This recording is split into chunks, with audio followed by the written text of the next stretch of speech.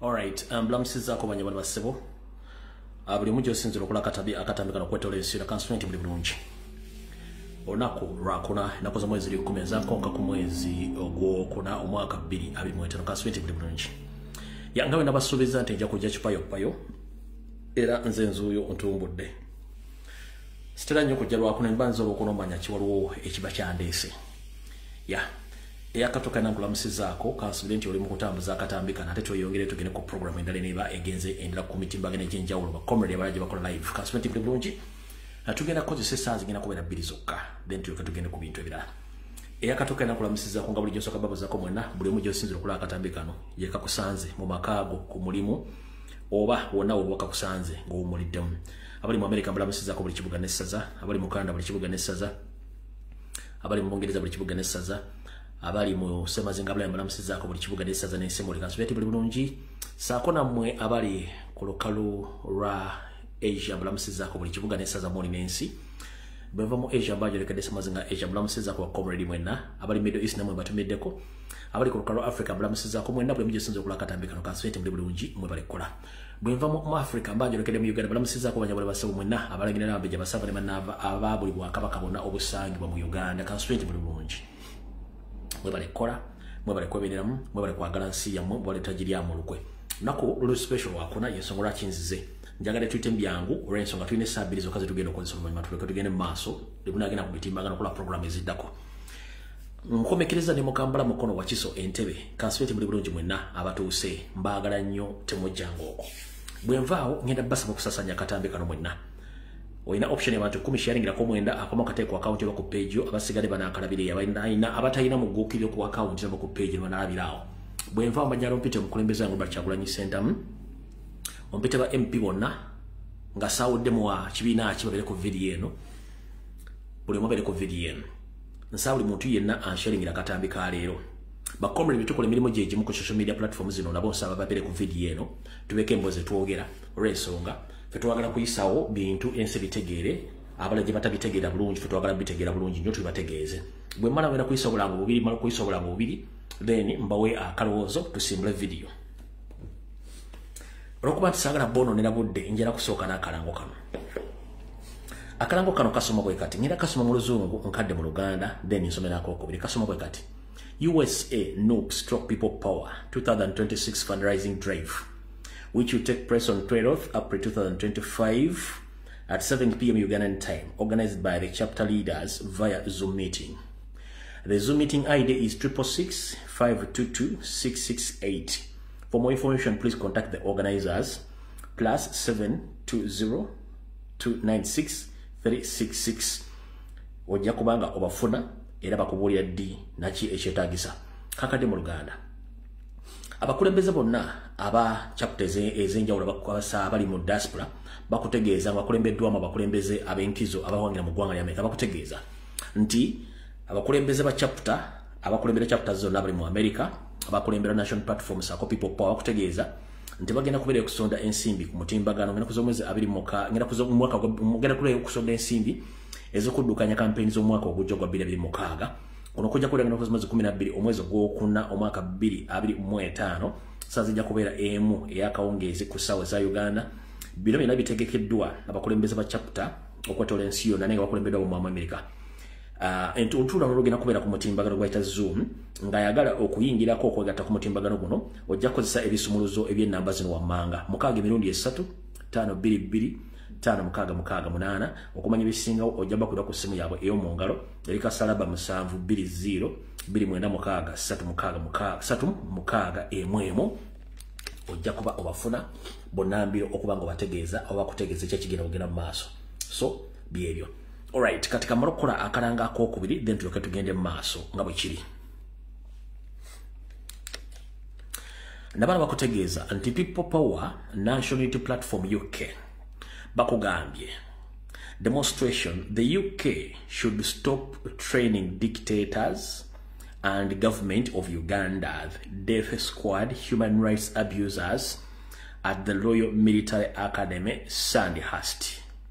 Nebagamba on 25th of April 2025 the Minister of Defense MOD Whitehall, London, SWA1 2DD at 11 up to 16 p.m. UK time. Ash stop abducting Ugandans. Ash free political prisoners. For more information, please contact their official email address and their telephone number. The official email address is officialpeoplepower@gmail.com. Telephone number is +44 75977 36065. Bakutegeza kankadde mu Luganda nako. People Power ne National Platform abakulembeze abali mu ggwanga lya Bungereza bakutegeza ajja kubeera kwekalakasa mu ggwanga lya Bungereza nga bagenda kubekalakasa nga bekalakasa okuvunana gavumenti ya Bungereza okulekeraawo okutwala abasibira mu bbwa ba Museveni okugenda okubatendekera mu matendekero ga Uganda mu matendekero ga Bungereza ngeno gye bava ne bagenda batulugunya abantu n'okubatta n'okubamalako eddembe lyabwe ery'obuntu. Ne bakugamba nti bino bagenda bikola nga basinziirako oyo abajja okutendekebwa mu ssettendekero w'amagye wa Sandhurst. Okwekalakasa kuno kugenda kubeera nga mwezi 25 omwezi ogwokuna omwaka 2025 bagenda kugenda ku ministry y'okwerinda ey'eggwanga lya Bungereza then bagende ku ndowooza ebagiyita Whitehall eyinza okuba nga tteeserezo ly'e Bungereza nga lisangibwa London ku ndagiro ya SWA1 2DD bajja tandika ku ssaawa 5 ez'okumakya bakomekerezebwe ku ssaawa 10 ez'akawungeezi.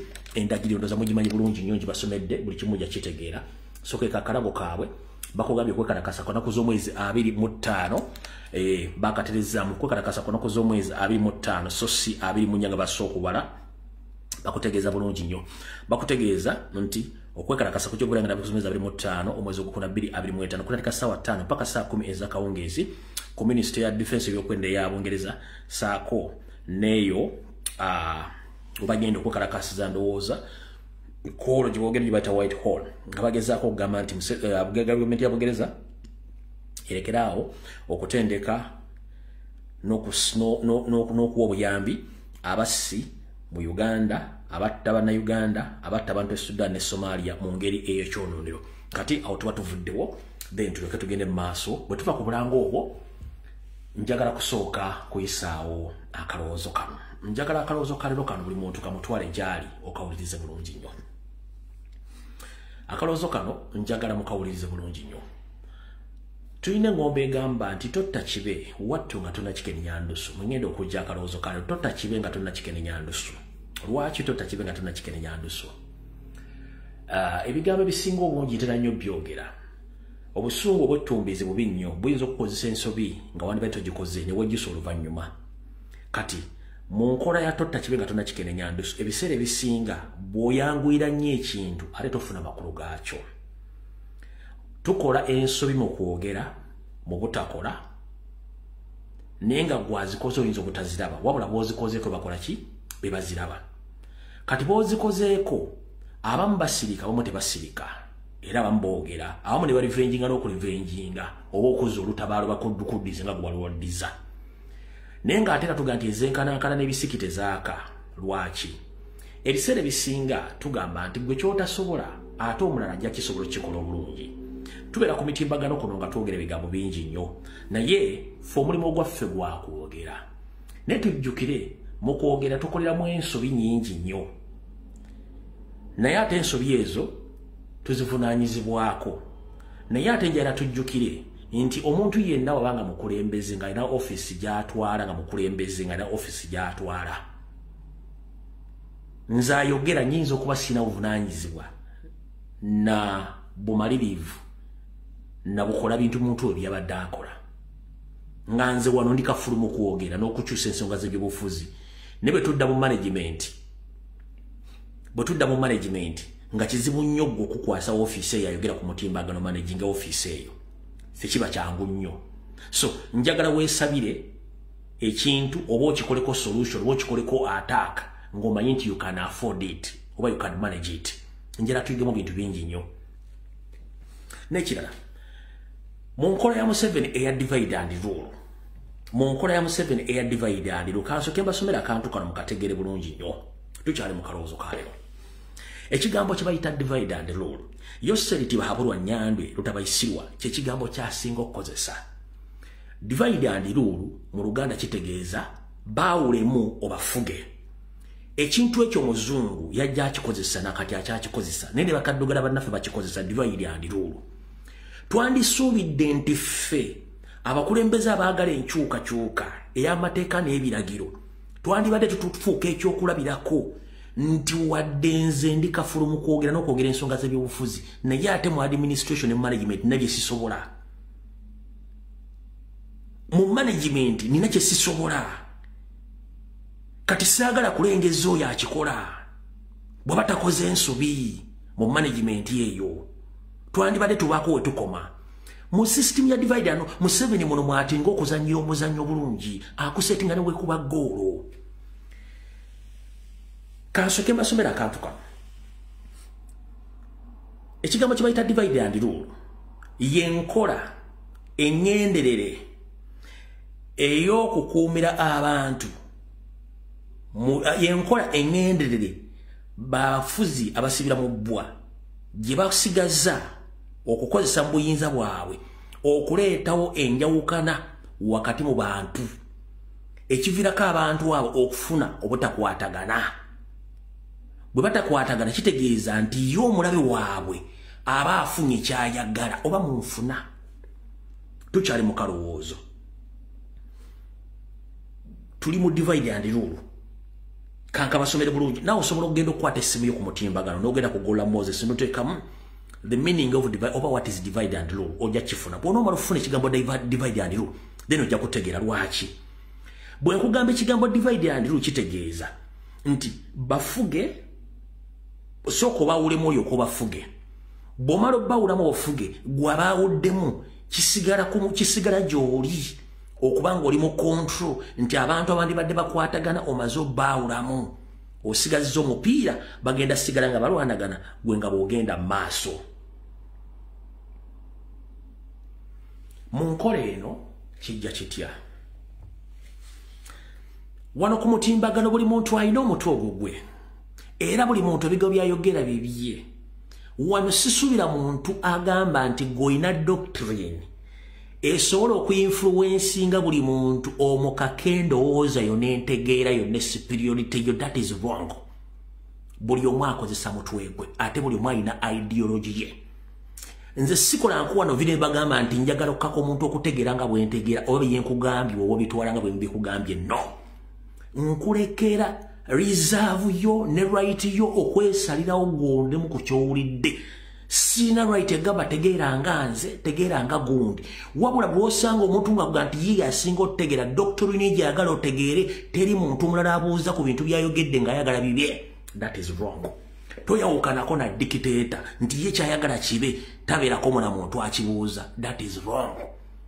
Buli muntu wano awa opinion ye okusinzira ku experience ne byalabye. Omuntu abiwuliriza ye n'amanya nti kati no kyayogedde ngenda kugatta akawaya kino na kino na kino nsobola okukikola kino sigenda kukikola. Naye kasita ogamba nti nze kyenjogedde kyekisalawo teri akiddamu kubanga no wano tewali nanyini struggle y'Abannayuganda ffenna. Era buli Munnayuganda alina right okukkiriza kyawulidde oba kikubamu ebituli oba kitereeza oba naye okubeera n'endowooza ye. Njala tukkiriziganya buli muntu abeere n'endowooza era buli muntu abe munne endowooza ekitiibwa. Gw'okwefuula nti gweyo yagala gikaka bantu bagimanye. That is wrong. No, buli muntu alina ideology. Era president atuga njagala mufuuke bangi nnyo buli omu ng'asobola okulwana ku lw'eggwanga lye. Wano ku social media tekuliko president wa social media. No, buli omu akozesa mutwe gwe, data we, simu ye, sente zo. So don't influence people with your poor influence nga goloza nti gwayagala okutegerera abantu. No, leave people to be and let people decide what to hear and what to decide. Ne president atukulembera tatugamba akoti kino kibakakako mu kikole. No, takitukakaako akulekera ne weesalirawo. Wabula bw'ola omuntu gagati nze kino kyekisalawo kino kyekirina okukola kino kirimu manya nti oyo alina ekigendero ekikye tetugenda kulowooza kyekimu. Kyovula nti wabeerawo options. Ne bwe tubali mu business meme katale kyesimba kyegula omuntu wakaka ekintu ekibi kitegeeza ekintu kyakuyisaako kibi. mutandika okwesalirawo nze mbawa eno information buli muntu yesalirawo oli wadde mbojjuula ogitwala okulondamu oba okulekawo era sikugamba nti mune kyenkugambye kyenkomeredde nkugamba naawe twala obudde onoonyereze ozuule wetegereze ne buli wenka nti ekyo kyekituufu tojja kivaako bw'okivaako ogenda kuwangatto nze nsembayo simanyi nzaani that is total nonsense toyawukanako na dictator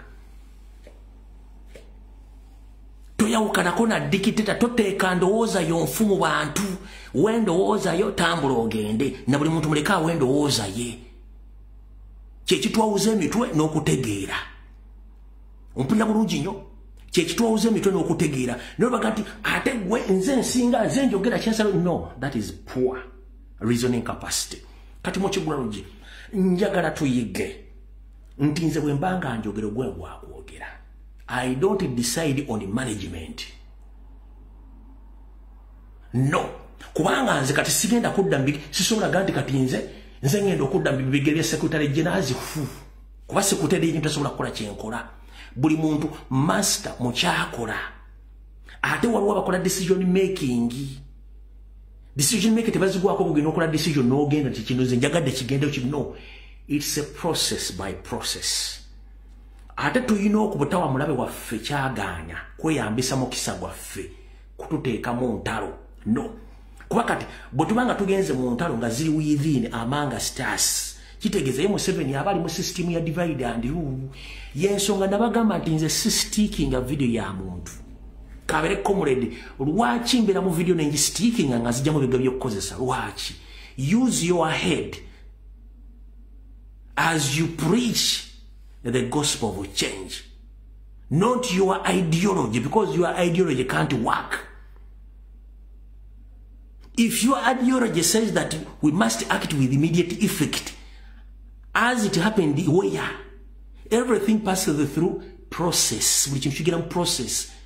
Olia, buli muntu alina field gy'akola mu kino kye mbagamba nti njagala buli muntu bw'oba okola ekintu kikole n'omutima gwo ate n'abantu abawe time balowooze bamanye biki eby'okukola. Ompulira bulungi nnyo ekyo bwe tumala tumaze kiyiga tujja kuwa respect ne bw'osanga omuntu nga buli video y'omuntu agisitiikingamu yajjamu bigambo kitegeeza nti talina byakkola era ne byayogera tabikakatako tabimanyi. Tosobola kugamba muntu nti ogenda muguza endowooza yo gwogimusibeko ekyo kikyamu. Tosobola kugamba muntu nti gw'osembayo mu kwogera ebigambo by'enkyukakyuka ekyo nakyo kikyamu. Tosobola kugamba nti gwe buli ayogera mu ssiru gwategeera ekyo nakyo kikyamu. Tosobola kugamba nti nze kyenjogedde tekiddibwamu that is wrong. Oyawukana dine Museveni. So njagala bagamba ekigambo kimu tuwa ebitiibwa. Nze mba nkoze video nga ndabyenjogedde ebyo byange era bigenze mu public. Sina gwe ngamba nti bikakateko eyo ndowooza kati gwe bw'ojja n'otandika okumingolinga information yange ogikuteekamu ogikubamu ebituli ate gw'olaga olina eyo esinga ku yange that is wrong. Ba propagandalists ba NRM babira ku TV ne bajja basala bigambo ku president buli omu asala kiki buli omu asala kiki wali awuliddeyo propagandalist wa NRM ng'agenda against ne bandawe bakola propaganda ku national platform. Wali owuliddeyo abasajja ba NRM bakola blackmail ku propaganda ku national platform okuvuga nga buli omu alumbye munne against munne kiyayogedde nga bakyogedde ku Kyagula bakyogedde ku national platform. Waliwo tekiriyo ekitubo kiko negwe nojja nti ate lumbu yayogedde bwati no ekyo tekijja kukola nze nina kwogera kigenda kigenda that is wrong. Kitegeeza nti tulina conflict of interest gwina interest eyo gy'oyogera abantu bagitwale that is wrong. Buli muntu ayogere kyayagala azironga nti omuntu agitunuliza Museveni tagitunuliza president tagitunuliza bakulembeze tagitunuliza ani omuntu gwe tuliyinza okulumba ng'agenza against ekibiina oba ng'alumbye president nga comrade waffe naye bitali ebyo buli muntu wajja n'akola live ye n'ayogera ekigambo nga kiri against this regime. Don't stick that video omuntu muleka akola information ye buli muntu muleka nti nze nanyini struggle since when kati president agambe ki bebasiba mu struggle na bava bagambe ki abafiiridwa abaana bagambe ki abafiiridwa ensimbi ze bakole ki bagambe ki Emundu zonna ku Museveni ensonga yonna ng'ekwata ku Museveni ye target yaffe. Tosobola kuddira nti emundu ogikutte ate ogitunuzza mu muntu omulala ogemukola omulimu gwe gumu. That is wrong. No. Ekyo kibagambye. Buli lw'osanga omuntu ng'asitiikinze mu video ya comrade munne manya oyo si waffe. Ekyo nkibagamba.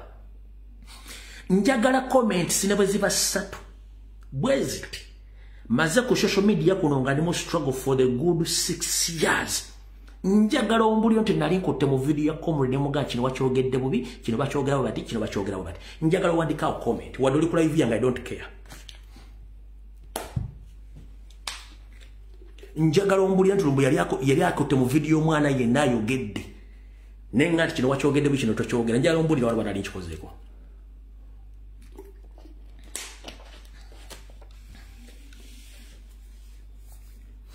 Wandika ntugende basi kuba tuli mbwangu njaga tukyali mu kalowoozo.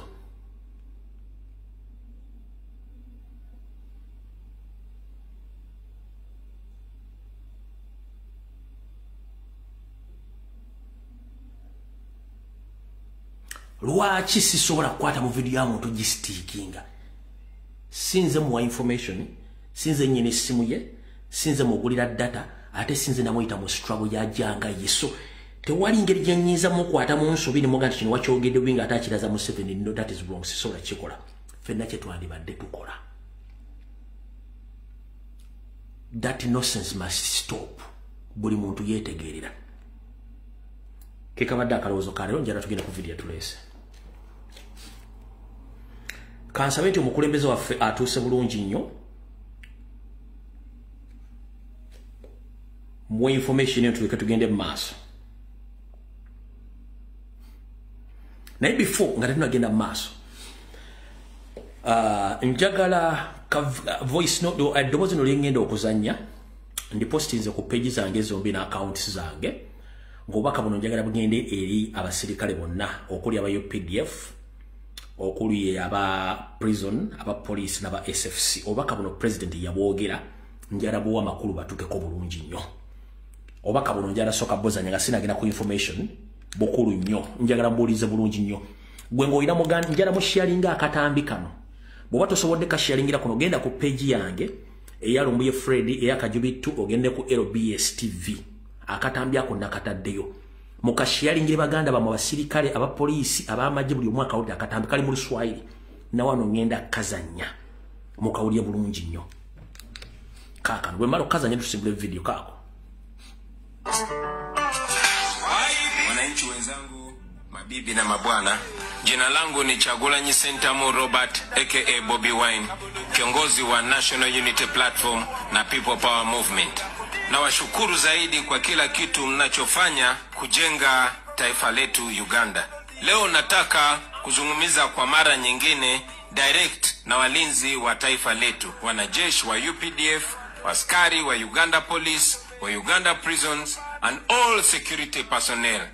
Ninawaangazia hawa kwa sababu hawa mabibi na mabwana wametumika kukandamiza ndoto za watu wa Uganda, kuzuia watu wa Uganda kupata uhuru wao. Hawajui kwamba nao pia ni wafungwa kama sisi, na tena hao ni wafungwa kushinda sisi kabisa. Mara nyingi ninapokutana nao, hata baada ya kuniumiza kwa kupokea orders from above, wananiambia nizidi kuwapigania na nizidi kupigania taifa. Najua siku moja lazima watajiunga na wananchi, na hiyo itakuwa mwisho wa uongozi mbaya.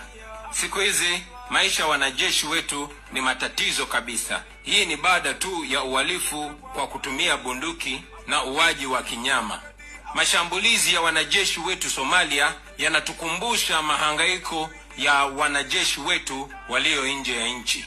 Nyote mnakumbuka katika manifesto yetu ya 2021, maslahi ya walinzi wetu tuliapa kipao mbele. Tuliweka wazi kwamba walinzi wetu hawezi kuwa wanapata mshahara duni kisha tunawatarajia wafanye kazi nzuri. Hii ni sababu tulielewa kwamba aliye na njaa ana hasira. Vurugu wanazotumia kwa wananchi ni kwa sababu wanakosa amani kazini. Ni aibu kabisa kupata kwamba wanajeshi wetu wanapata mishahara midogo sana, 380,000 kiwango cha $100, na tunawatarajia kununua vitu sehemu kila mtu anaponunua. Kama kawaida, General Museveni na wenzake walikuwa wanawaambia mjitolee, sacrifice. Wanapenda kutumia maneno makubwa makubwa kama uzalendo. Hii haingekuwa tatizo. Lakini je, wewe unayesema tujitolee, unajitolea? Wewe unasema wewe wazalendo, wewe ni mzalendo? Unatuambia tujitolee, ambapo wewe unatuibia mabilioni ya hela za ushuru. Unawaambia wawe wazalendo, lakini wewe unatuma watoto wako nje ya nchi kusoma kwa sababu umesambaratisha education system ya nchi. Unawaambia wajitolee, lakini umewaibia hela zao kujijengea majumba ya kifahari kwenye nchi na nje ya nchi. Unawaambia hakuna hela, lakini angalia bajeti mpya. Mabilioni za hela zimepewa State House na Anita Mong na Thomas Tayebwa. Wananchi wamekuwa wakishare picha za gazeti la New Vision kwenye mitandao, picha ambazo zinaeleza Speaker wa Parliament na deputy wake wanakula pesa za ushuru wa wananchi. Mnaweza kusema vipi hakuna pesa, lakini mna spend almost 2 billion shillings kwa siasa zenu, na zaidi ya 1 billion shillings kwa kula raha tu, zaidi ya bilioni 250 kwenye malazi na viatu, bilioni 9.6 kwenye usafiri wa kwenda nje, na zaidi ya bilioni 4 za kugawa tu. Na huu ni mfano mmoja tu wa extravagance ya Museveni na watu wake, na kisha mnasema eti hakuna pesa.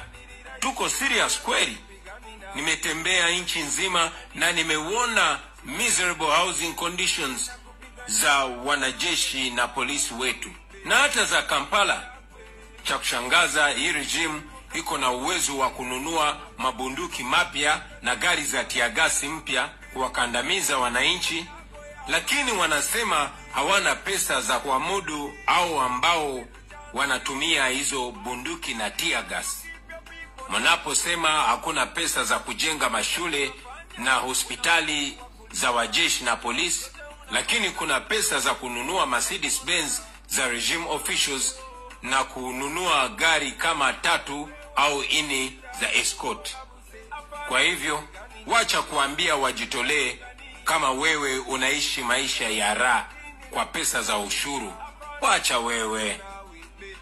Sasa nchi yetu inashutumiwa kulipa nchi ya Kongo mabilioni ya madeni kulingana na International Court of Justice, kwa sababu kikundi cha senior officers wa Museveni waliiba mbao na gold na madini mengine kutoka Kongo wakiwatumia nyinyi wanajeshi. Walipokuwa wakijitajirisha, waliwaambia mjitolee, muendelee na vita. Wacha wewe.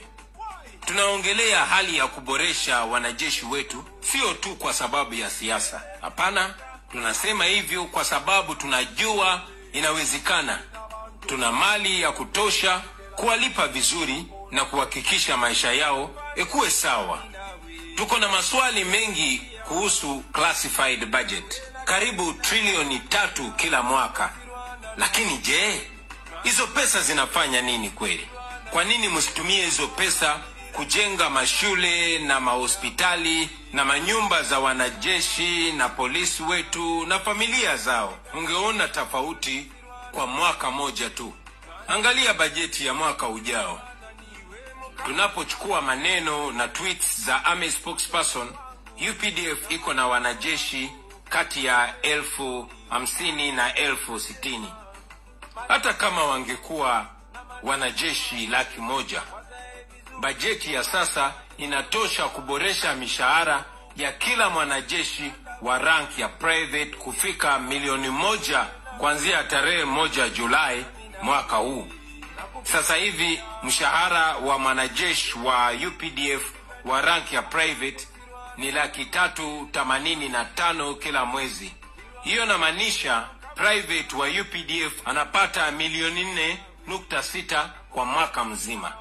Bajeti ya mwaka ujao ya kuwalipa wanajeshi itakuwa bilioni 952. Kidogo tu ifike trilioni.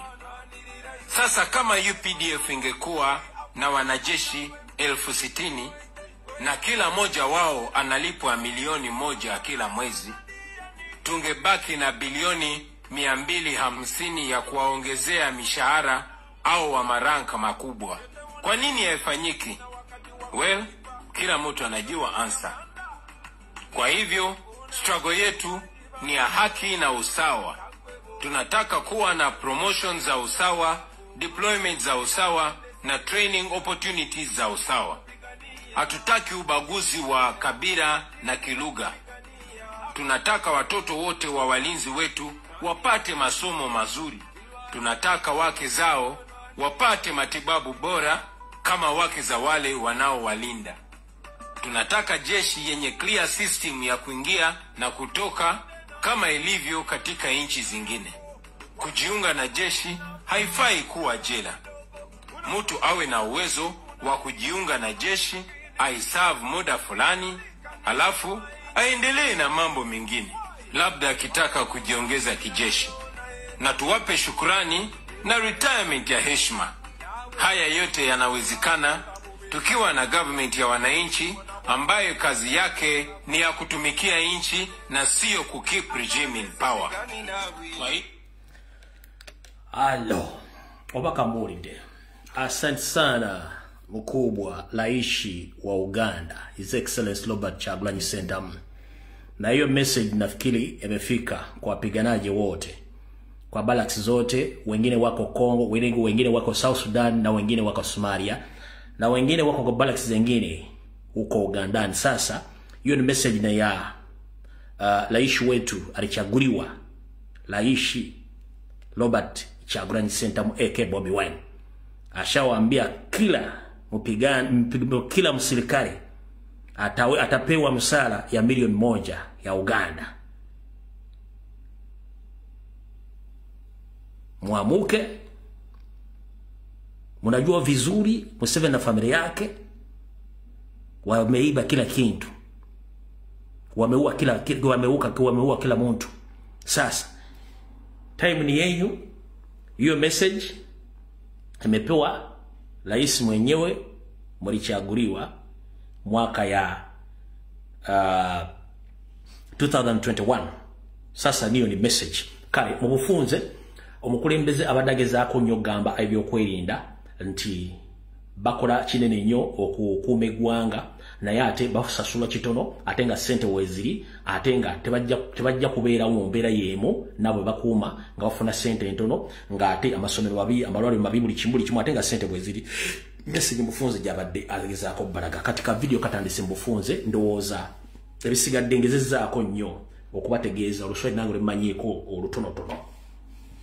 Kati njala tandike. Manyi mwina mwagala ngende wali tujja kujjawo nnyo. Naye before nga tetunnagendawo kansoke nkugamba ebintu bino byetegereze bulungi nnyo. Njagala mubeere begendereza nnyo era bakalaba ng'obwana bw'omusota. Bwe kava mu kisusunku kakola ki? Kaluma. Lwaki? Bwe tuva mu kalulu ka 2021 nga president amaze okukawangula. Bwe twava mu kalulu ka 2021 nga president amaze okukawangula. Kiki ekyaliwo abajjukira? Oba kansoke nkuvuga enkuzeeyo mu kalulu konna akabadde mu Uganda nga ne social media tennabeerawo. Bwe twavanga mu kalulu nga balangire nti Yoseri yawangudde ndaayira ya politics nga akomaawo mpaka president bwe yajja ntufuna momentum nga ne social media ekoze ki? Etuuse. Akalulu bakatubba buli ayina social media platform babloga basinga obungi ne bazingako, buli omu naddewo ne yeebaka. Nga buli muntu aweddemu amaanyi. Nasigaza omutimbule bagamba mulimba tujja kwogera ebyobufuzi mpaka kuwulira bubi. Nembeerawo okuva 2018, 2019, 2020 nakati olwaliro nkyaliwo. Abalala batusanga mu kkubo. Kitegeeza ki? Kye twagala okulwanira tukimanyi. Kati gwe tosobola kunzija ku mulamwa eyalinyidde struggle ku Constitution Square ng'ogamba nti oyogera bingi oba okyusa abantu nti gwe otegeera nnyo. No, that is wrong. Ffenna tuyina obuvunaanyizibwa obumu ku struggle eno. Twekwata empola. Kati ekyo si ekikulu kyekiriwa. Bwekyanga tuvaamu kalulu ka 2021 mukimanyi bulungi nnyo nti Uganda kati bagenze okutubala nga tuli obukadde 49 n'obutundutundu bugwamu. Si bwe kiri? Ya. Yoseri yasindika ekitongole kya Chieftains of Military Intelligence n'ekya ISO n'ebitongole birala okola kye tuyita ground survey oba intelligence ku byabufuzi ngeri gye bigenda okutambula mu mwaka guno ogwa 2026. Bwe bamuwa intelligence bamugamba mukulu tolina wadde akalulu okujjako ng'obbye kabbe. Kati kye yakola mwenna mugenda kunjulira video tugenda gikwata mpola. Bateekawo obutagaba ndaga muntu ng'ogenda n'owandiisa endaga muntu n'emalayo ebbanga ne baagala nga tebagikuwadde wabula nga ba refugees n'abanyarwanda abagwira Abasomalia bonna bafunye endagamuntu ne ba indigenous tebafuna ndaga muntu. Saako n'abaana abawezezza emyaka 18 nga nabo tebafunye endaga muntu. Ekyo ne bakiteekawo nga bakikwese nenga ba refugees mu camps ez'enjawulo ne mu urban areas balina endagamuntu za Uganda. Why? Museveni yakolayo parallel voters register zaina on record. Kati lwaki kugambye ekigambo kino? Buli dakiika eyitawo, buli ssaawa eyitawo, buli lunaku oluyitawo, buli wiiki eyitawo, buli mwaka oguyitawo, waliwo omwana ow'obuwala n'omwana ow'obulenzi aweza emyaka 18 alina okulonda. Nze naawe njagala ombuulire Electoral Commission bwe kyanga tufa mukalu yali yeegambyeko nti bagenda kuwandiisa abalonzi abapya.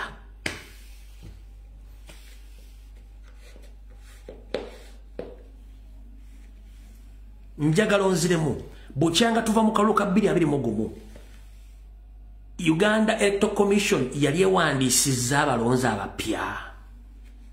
Nkugee buli ddakiika eyitawo, essaawa eyitawo, olunaku oluyitawo, ewiiki eyitawo, omwezi guyitawo n'omwaka, waliwo omwana aweza omyaka 18 baali bawandiisizzayo abalonzi abapya. Lwaki nedda? Museveni yamanya bwe yasindika ekitongole kya Chieftains of Military Intelligence ne ISO bimukolere survey ku ground bagenda okizula ng'ebitundu 99 ku buli 100 generation eno temulimu muntu ayagala Museveni na government ye. Museveni kyeyakola na instructing Electoral Commission ne NIRA agigamba temu omuntu wajjanga ali indigenous Uganda either muwandike mudirenge okufulumya nanga muntu ye. Electoral Commission agigamba temuddamu kuwandiisa mulonzi yenna mupya ng'agenda kulonda mu Uganda. Njagala meba parliament yenna gyali yali agenzeeko mu parliament n'atebolinga n'abuuza Electoral Commission efuna ssente buli budget yawandiisaako abalonzi abapya. Lwaki nedda? Kubanga intelligence yalaga Museveni nti ebitundu 99 ku buli 100 abalonzi bonna abaagala okulonda tekuli ayagala Museveni wadde n'aka. Ne bwogenda amasomero ga nursery, aga primary, aga secondary, aga institution ne university tekuli muntu asobola kulonda NRM taliyo. Nagamba okay. Teriyo kuwandiisa. Kati ekyo nakiteekawo. Muzo mukitegedde bulungi nnyo. Kati Mr. President njagala kuwa information eno then ndio kengere ku information gibagala okuulira. Kasubire nti otuuse banakakusaliramu. Abadde bajja bangoberera emyaka gyonna nzize mbabuulira biki ebifa mu bantu wano kikiba planning. Olwenda kuza mwezi 11 omwezi ogwokuna omwaka 2025 mu mpulirize bulungi eno yo plan ya Museveni empya. Wabula egenda kusoundingirako nti wali ogiwuliddeko. Egenda kusoundingirako nti wali ogiwuliddeko neewuliriza bulungi nnyo. Okusinzira ku program ya Museveni empya gye basaze okukkiriziganya nayo mu mpulirize bulungi gye bagambye nti babadde bagezaako nnyo mbu bakyuse constitution balonde mu parliament ne tebali certain nti bwe bagenda mu kaluka parliamentary Museveni ayinza okukawangula nako. Mpuliriza tebali certain nti ne bakyusa constitution baga nti genda kulonda mu parliament yegera okulonda president. Tebali certain nti n'akaluka ka parliament nga Museveni tali ku ballot paper basobola okukawangula. Ekyo bakipozinze bagambye batya. Bagambye bagenda kukola buli kisoboka kyonna muzeyizedde ensanga bisibe abere ku ballot paper. Mu kubeera ku ballot paper bagenda ku kibakola bagenda ku deployinga. Nenga tetugenda mu kalulu nti kalulu ka bulijjo bagenda kanyaga. They have confirmed they are going to rig the elections. Because they conclude, they said that they can't win Robert Kyagulanyi Center, but they're going to rig the elections thereafter. Buba controlling cloud. That's what they are planning. Ba confirming za kalu bagenda kabba ne bagenda kufuna engeri ba controllinga mu cloud oba enkungana z'abantu abanavayo kwekalakasa bino mbwabipya oluvannyuma lw'okabba bagenda kukola kye baali bakozeeko luli bagamba nti obulo obuvudde mu Kampala tebaabubala kati enteekateeka yaabwe eri bweti bapulaninga bayinza okulangirira ba MP abavudde mu Buganda ne batalangirira bivudde mu kulonda kwa president ngaye bakola mu Kampala eyo program bagina wabula wulire ekiddako bagambye nti oluvannyuma lw'okulonda okubba akalulu akajja ne bateekawo emiziziko gyonna gye baagala okuteekawo kubanga batuma program ya Katonda pa program ya Kyagulanyi pa program ya People Power Perfectly Protestive Vote. Museveni agenda kukola kyonna ekisoboka atufugire mu bugubi naye mu kutufugira mu bugubi olumala okulonda bamulapabazo mulangira nti alayidde agenda kulonda Derek Drinking General nga vice president we. Lwaki bamaze okukola survey nti Didigi ne Pirawuli ne bajja okwesimbawo bokka era tebasobola Kyagulanyi. Didigi ne baga nti go balese ku ballot paper ne balakisi zonna ziyinza okulonda Kyagulanyi ebitundu 10 ku 10 kati tebasobola mukkiriza genda mu kalulu eyo ne survey bagifunye bulungi nnyo. Kati nga option yonyo kibalinawo ya kuteekawo ono muzeyizedde bamubbira akalulu bateekewo ensasagge mbwalayire olumala okulayira alonde Didigi. Ki ekimulondesa Didigi okuba vice president? Bwamala okubba akalulu bulungi nnyo ne bamulangira n'alayira mu by'ekimpukumpuku by'ekiyaayo alonde kabine empya alonderewo Didigi ng'amumyuka. Oluvannyuma lw'omwaka gumu mu nfuga gy'amanyi tegenda kubeera yakafuweeke mu buyinza yoseerera okuba nti yayiikadde amadinisa agenda bagamba nze amaanyi gankeeye ngenze kuwummulamu. Ssemateeka nga bw'agamba nti amyuka pulezidenti atwala obuyinza with immediate effect era Didigi kati ye presidenti afuga eggwanga lino olw'okuba nti ono ye ajja kubanga agenda nti amaanyi gankeeye ente bagirekedde Derek Drinking General. Mukwate ebintu bino eno video yalero mugirecording bulungi nnyo. Video yalero mugirecording bulungi nnyo. Ompulya bulungi nnyo. Kati mu process eno kansoke embazeeye mabega awo musimbe wakati ku kyemba sombedde ekisooka mu process kansoke embazeeye mabega Didigi currently ye CDF currently aina powers ezironda abasirikale ku level yonna ezamuwa nenga zimenya mateeka ekyamuwensa powers okulonda abasirikale buli musirikale gwalonda mweno information gyenta kati gyembalete mujja kufuna wantu wala bonna be bantu Didigi bagenda okukola nabo nga muzeyizedde amaze okulira zayininga nga president nga ye ono vice president taking over bane babeera mu police mu magye abagenda okwogera government ye n'okukola ebikolobero byonna nga bwabyagala. Kati nsose nenkutwala mu maaso ku information yene eriwo nenkugamba vuga obwongo obuzeeyo ku Didigi gye bamuwamu obuyinza obwa pointing abantu njagala okukwasaganya message eno information ogire bulungi nnyo. Opulya bulungi nnyo nkututte mu maaso nenkubulya kye bagenda okukola.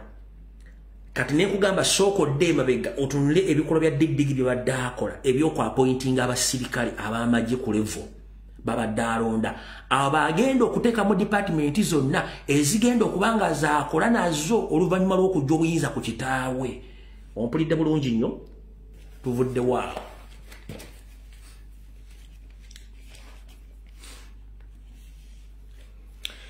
Gye bujjako katono bw'owulira nti Derek Drinking General bamugye ku bwa CDF mu position ya CDF ne bapointinga CDF omupya manya kyenkugamba kitandise okukola. Mpuliriza bulungi nga nze bwendi naddibanga ebigambo bino mbyogera bayinza okukyusamu oba be implementing nga bataddewo diversion bajja ku mulamwa nkikugambye very soon you will witness that Museveni has appointed a new CDF. Ompulya bulungi nnyo? Very soon ng'omwaka guno tegunnagwako obanga tutuuse mwaka ogujja bw'owulira nti Museveni yalonze CDF omupya manya movement ya information egyenkuwa enetandise okutekinga place olwaliro 11 olwaliro 10 no sorry olwaliro 10 very sorry olwaliro 10 ogwokuna 2:25 video eno njagala mugisale mugiteeke mwaka yivu yammwe abaana amanyozisa ne muzijjayo bwe muwulira konti CDF balonze omupya diddigi bamugyeko manya kiri kyensoso basomera n'ekyokubiri kitandise okweyubula tugenze maaso ngero no CDF yagenda okukomandinga amagye on behalf of Muhoozi Kainerugaba.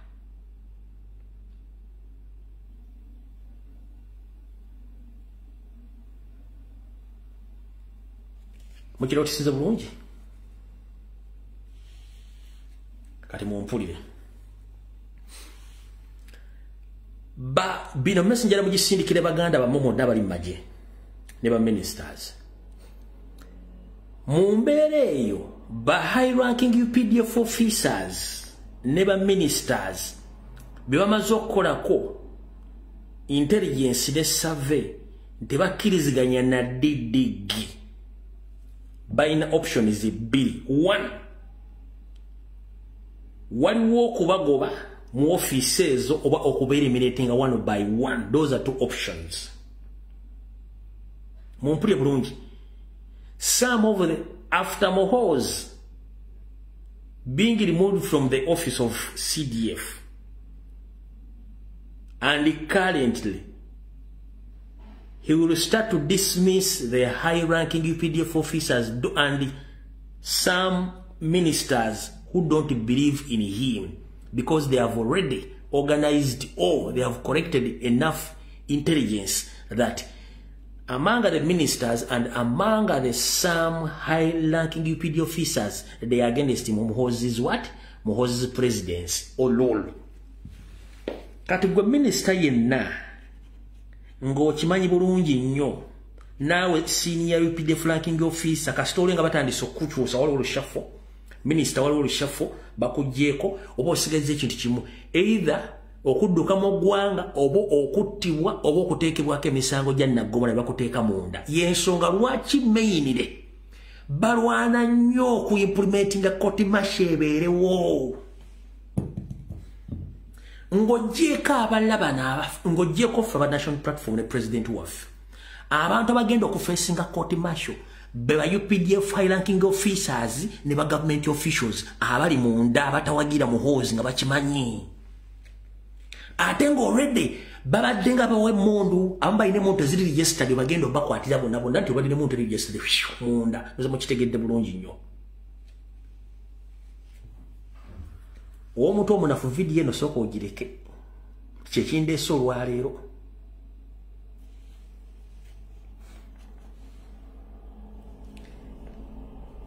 ba high ranking officers mu UPDF abatakkirizigana Muhoozi bagenda kugobwa bulaba bagenda kuttibwa ba minister n'abana bakola mu offices ez'enjawulo abatakkirizigana Muhoozi babakola ku intelligence bagenda kukyusibwa abamu bagenda kuttibwa aba bagenda kutwala mu military court yensonga lwaki balemedde nnyo court martial ebeerewo ekyo mukitegedde bulungi nnyo nga bwe mbagambye wali nti DDG already yatandise dde okujjuza ebifo bye mu strategic ministries UPDF offices yatandise dde okuappointinga abantu be nga bateekamu mpola mpola abatali mu ssaako ye bayagala atandise obbadimotinga abalala batandise obbajjawo mpola mpola babatta kimu kinda kimu kati wano abatategedde kakodyo kano wenjagala mutegeere bwe tugatta abasirikale njagala okwate calculator abasirikale abasooka okufa e South Sudan bali abasirikale 500 kwata calculator e South Sudan abafa batole bali 5 e Congo basooka batayo olukaaga 7 weekend yenyini ngetandika ku Saturday ku Friday e Congo bayongera ne batayo abasirikale lukaaga wetwogerera nga njogera ebigambo bino abasirikale banna Uganda bannakabala mu ggwanga lya Congo ne lya Uganda bakafa abasirikale 1,773 bonna ba indigenous. Tekuliko gamba nogo, tekuliko wakabano, tekuliko chi. Abasirikale bava mu Buganda, abalala bava mu East, abalala bava mu North, yonna combined together. Be basirikale 1,773 deliberately babata bachimanyi. Abali ku bisago tebamanyikiddwa mu wendo ndoza mu kitegedde bulungi nnyo. Bino byemba gamba muliranga katembo basinema na yeje ebiri era mujja bbira bwe muti omugamba nti byetwogera tebiriyo ne bituukirira kati mutegedde kale nti abasirikale bonna abakafu batajja bali 1,773 abakattibwa bonna ba indigenous. Naye ng'ekisinga okutiibwa abaana bano bafudde tebafunye misaala babanja. Kuna tetugaseeko bali Somalia abafiirayo. Tetubagaseeko. Kati ndowooza otegedde bulungi nnyo. Bw'omala otegera ebigambo ebyo ne tulyoka tudda ku nkola entuufu ey'akalulu nga bwe kagenda okubeera. Kati njala tusooke tuterere bulungi nnyo otegere bulungi nnyo. Banyabo ne basebo mwenna bana Uganda gye muli buno bakanjala mbufude bulungi nnyo.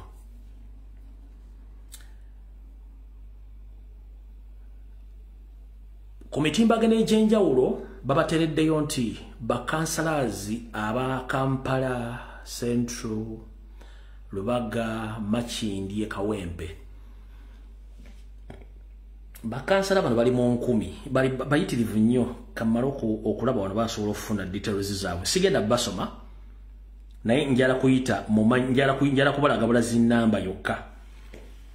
Bakansala bano bobale namba yaabwe ndoza bakansala bawera ndoza ne bayinza okuba bawere 10. Bakansala bano bonna bagenda basinkana mu 7 ne Sali Musale. Buli omu yafuna wakati wa milioni 2.3 buli kansala.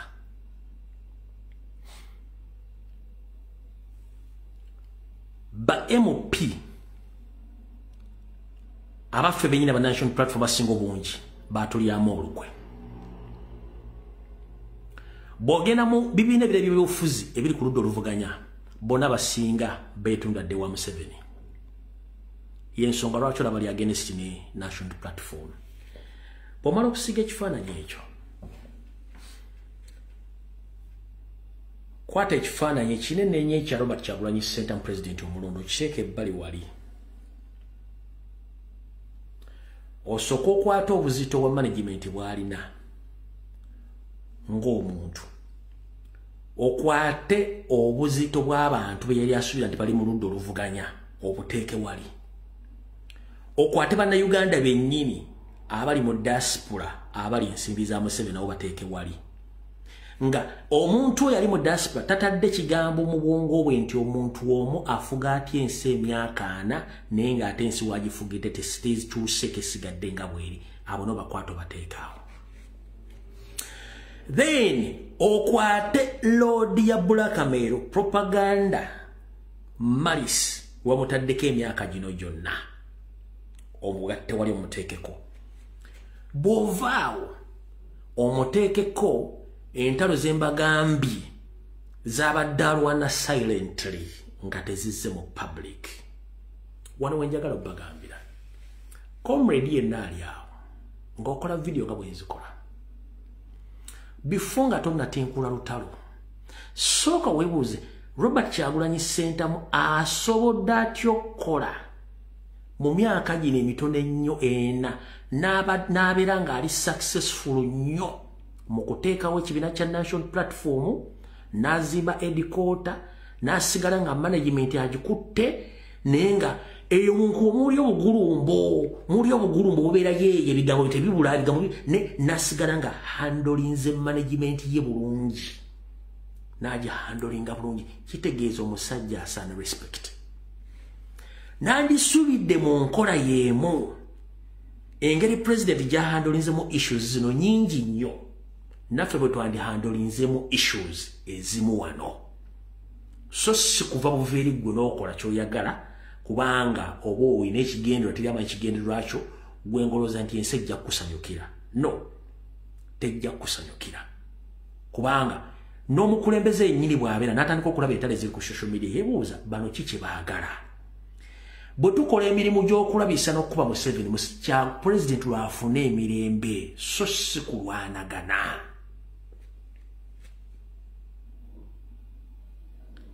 bwe tukola entalo ku Museveni ku bantu bonna abakyamu bali mu gavumenti president lwafuna emirembe n'abeera relieved ne bwe tukola naffe tuleeta entalo tuzitera ku social media nga ziri within tubanga abakolya Museveni mu system ya divide and rule kyembagamba tuba tukolya mu system ya divide nga tuleeta entalo ku ntalo after ntalo omusajja tumuggyeko loodi yemu tugisigaze nga tugimanaginga bulungi focus ebere ku Museveni n'abamukolera focus ebere ku Museveni n'abamukolera lwaki president yandibadde yavaawo dda ne Kagabo lwaki yeesonyiwa Kagabo n'amuleka president yandibadde yavaawo dda nembwa tekamu w'entebe n'amuleka n'amuyigino wali president yandibadde yavaawo dda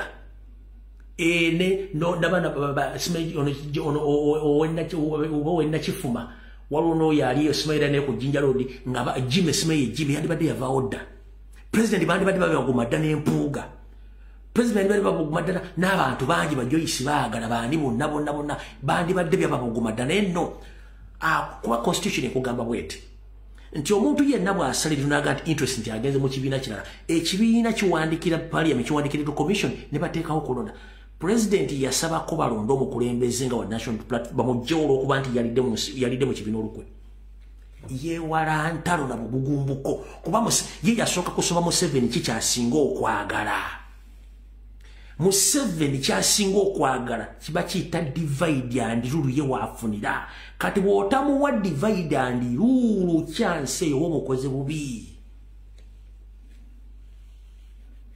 oba omukoze bubi nnyo era abatakola kyenjagala obategeeza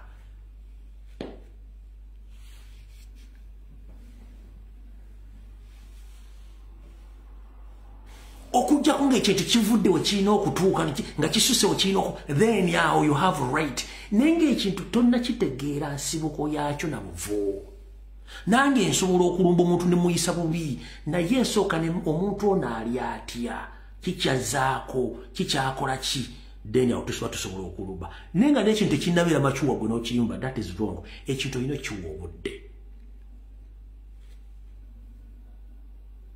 ompulira bulungi olina okiwa obudde president yandibadde ali mu ntalo nga mulamu wagenza against bakulembeze banne mu DP bayombi beekubi ffe okumanya president mugezi yaddira entalo zonna eziri mu management n'abamulyamu olukwe nga bamanyi n'asirika n'alaga bannansi obuvuna era ku bwe yagenda kubuga nti obuvunaanyizibwa mukebere kule mukulembeze yenna kikyakola mweke nyine mutandika okuba bakulembeze bamwe bitunde mbakubamu mpaka bamutegera tebakyamu kati wano wali obona okukomba essowaani awo njagadde kuyita obuyisi mukoleki mutegeere lwaki ahandoliza ensonga zino zonna nga talina gwawandiikidde ebbaluwa nti amugobye nga ne gwe yategera nti yabba ebitaano mpuuga yamwongera obwa commissioner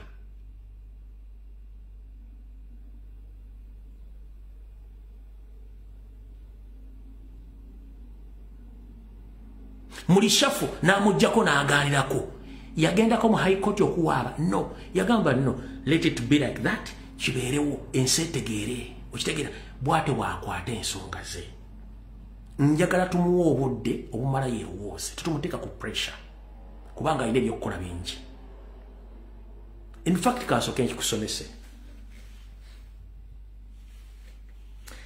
ye lwaki nkikusomesa nga waliwo akyogedde wano njagala owuliriza eddoboozi lino lya comrade nga sinagenda mwagala njagala owuliriza eddoboozi lino lya comrade bulungi nnyo bino ebigambo si byange comrade obulamu bugamba kizebo Fred gye baleko oli oti eyo emirimu gigamba gitya ansubira oli bulungi muganda wange kakati omanyi buli mwaka luvannyuma lwa myaka 5 Museveni abaako ekintu kyakola ekivunza ababaka abafu baagala naye baveewo kati omwaka guno gw'ekisanja kino yaleeseyo ekya ssente zino obukadde 10 luli aba wa 25 luli aba wa 29 kati aleeseyo zino tukusaba ssebo otukolera okunoonyereza otukwatiremu ku bantu abo kubanga ndabye n'abanyambi bennyini abaziridde omulinga balumu baseggona baani bonna bavuddeyo basemuju abasemuju bafuna kasente ka Museveni mu llo Elias Lukwago bali kasente ka Museveni mu llo era olaba Muwanga Kivumbi tebamwagalira ddala obali ndozo badde wegendereza ekintu ekyo Muwanga Kivumbi abasajja bwe tebamwagala beekulukusako bwekulukusa nga bolaba ku Bobi Wine tebamwagala naye Muwanga Kivumbi akoze statement gyenjagadde ennyo nti buli memba anaazuulibwa nti yaziridde naddala nga abatambula ekibaliga abaava ku mulamwa gwa NUP n'oku nsonga eno batukoze ebintu bingi yessaawa tugenda badi campaigning ogenda mu constituency zaabwe tubajjewo ne bwaba yenkana atya ayokoze statement eyo nnungi nnyo mu maaso ga bonna statement eyo nnungi era yeetaaga okuspreading across kubanga abantu tatandike kubanaabira mu maaso Fred okimanyi bulungi ekyatta ekibiina kya Nelson Mandela South Africa ekya ANC bantu kubeera nga double dealers and they are hypocrites nga badiringa n'abazungu ekiro ng'ate emisana babeera mu lujjudde lw'abaddugavu mu nkuŋŋaana z'abaddugavu Julius Malema kikyamusuusa ekibiina kye ekya FF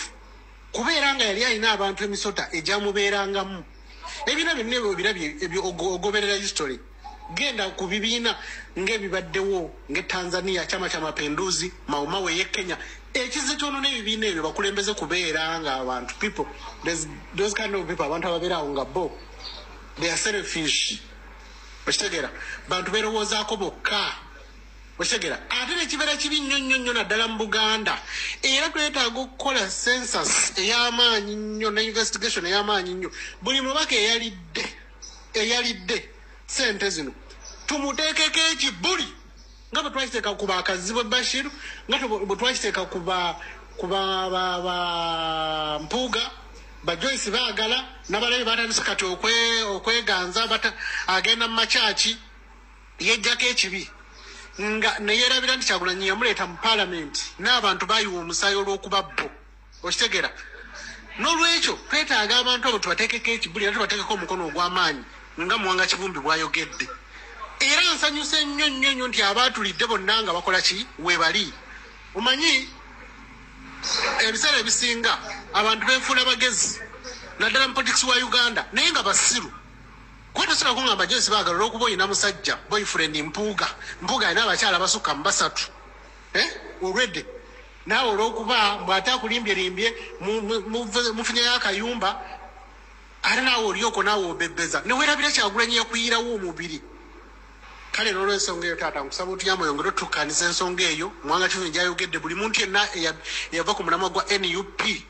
ng'ate yenyigidde mu nsonga eno ey'okuyisa etteeka ery'okunyigiriza bannayuganda basibira mu makomera abaana bamacye tebali mu kuvundira mu makomera Bayasini Kalanzi Babobi Yanga bali mu makomera olw'amateeka amafu agali mu military court era Muwanga Kivumbi statement eyo gyakoze ennungi nnyo njagadde nyera tusabanga mu abalina eddoboozi mutuyambe mugyongereyo nti buli muntu yenna eyalidde ssente oba NRM oba opposition naye nga yalidde ssente ze miliyoni 10 okuzitwala nga ye kusanga aweza mbu agenda kuba azayo sente zo mu constituency. Omuntu we bannayuganda bamumanye nti ye mulabe wa bannayuganda, ye yawagidde dictator indirect okusobola okukwata abamuvuganya babatwale mu kkooti z'amagye babasibe mayisa. Ye yataddewo ebbago ly'emmwanyi. Kubanga njagala ojjukire Fred ne mu kulonda ababaka nga balonda ebbago eryo, abantu bano wammanga bemmanyiiko beebuzaabuza tebaalabika mu palamenti. Medad Sseggona teyalabika. Gundi ono ani ono Musoke ow'Ennansana teyalabika, Wakayima Musoke. Alan Sewanyana teyalabika, Joyce Baagala teyalabika, Mpuuga Mathias teyalabika. Gundi Abedi Bwanika teyalabika, Kaziba Bashiru teyalabika, Irale Kiyaga teyalabika, Nwankwadde yeekaza teyalabika. Ku njagala oddeyo olabe nga balonda ebbago eryo. Shamiru Malende teyalabika, Nwankwadde bagamba yali mulwadde naye teyalabika. Okitegera? Njagala oddeyo olabe nga balonda. Era Fred njagala oddemu otuzanyire ezi videos oziddemu ziposting nga balonde ebbago ly'emmwanyi. Musajja Joel nga ali mu kuyomba ne Nabbanja. Okitegera? N'ako akakyala Kannamuga ak'Emawogola nga bali mu kuyomba bubi nnyo ne bannabbanja. Abasajja bo tebaalabika. Bane mbeegadde Fred, bane mwongereyo message eno mutuyambi twongere okuvunza agasajja. Voice note mugiwulidde awo. Kati njagala mumpulirize bulungi wano we tugenda. Nabagamba nti nze nninga omuntu ow'endali.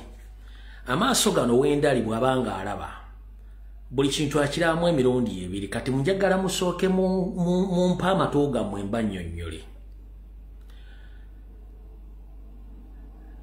Mwami Joel Ssenyonyi lupu waffe omupya ali ku lugendo e Bungereza ne President ne Secretary General. Yasoose okufuukula amawulire g'oggaba obukadde 10 ne gafuluma. Deputy Speaker n'agamba takolera ku ngamba ayagala bujulizi. Ku Monday video lupu n'agita n'efuluma ng'obujulizi. Wabula with immediate effect mukulu Muwanga Kivumbi ng'obuvunaanyizibwa bwe ngali kubanga saategedde coordination. Njagala munkwate bulungi.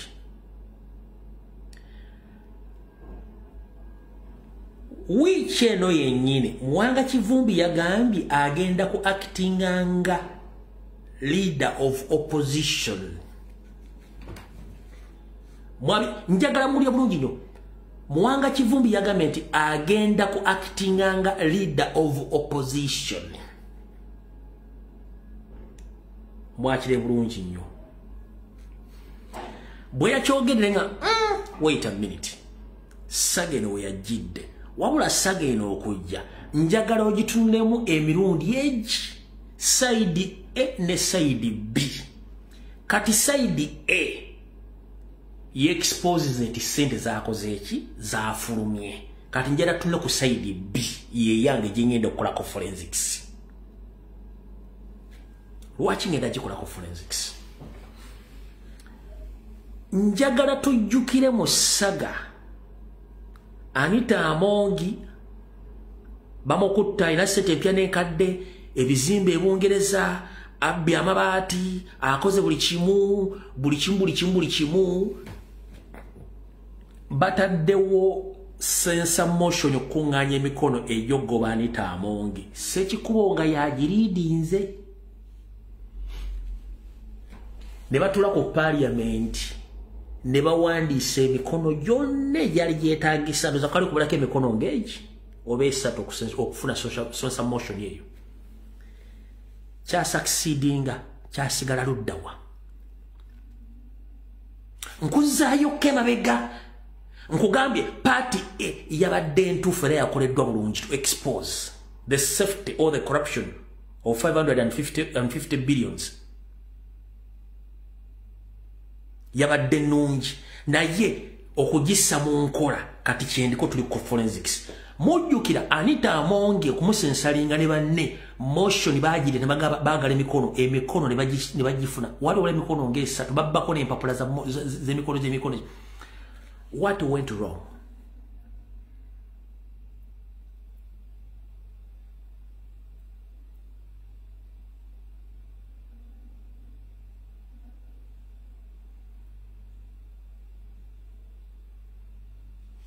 ekisoko kiteeka parliament eyo nga bwogiraba essaawa zino bweri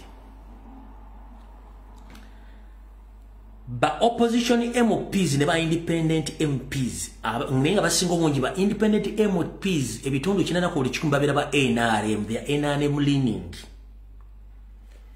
Bw'ogatta ba independent MPs ne ba MPs abakuva ku ludda oluvuganya ndowooza bayingira 200+. Si bwe kiri? Mwanga Kivumbi bw'ayise okusayininga abatute ssente bazza babaka bameka? Bazze ababaka 3 mu 2. Tuli mu forensics bazze abasatu ababaka 3 mu 2. Arabia video abazze okusayininga, who are they?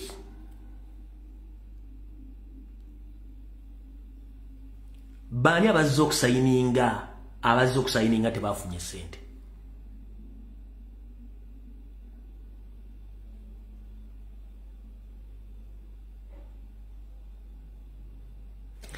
The same group eyafuna million 4 bagabya 3. The same group yafuna million 4 abagano zizi ne bagandi bagenda zi era the same group esoose mu kusayininga awo.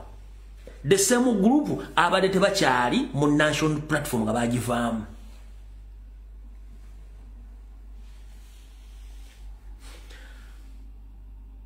Ako bakayita kabooza. Ompulira buli bakayita kabooza. Mu byobufuzi waliwo kye tuyita akafecce fe tuzanyire ku bannansi. Feno tubalage ekifaananyi tuli very serious nnyo ku kyabaddewo. Off the camera waliyo kirala. They can sacrifice some faces zireeta zikole akajagalala awo okuzanya pick and pull okulaga nti kintu kiri serious nnyo. Off the camera nga bagenda kukola kirala.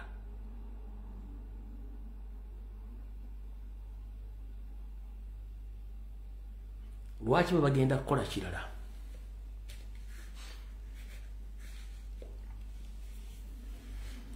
Sente zagabanyiziddwa era zaataaliddwa. Lwaki abasayininze be bantu abadde ssaawa zino abalwana national platform?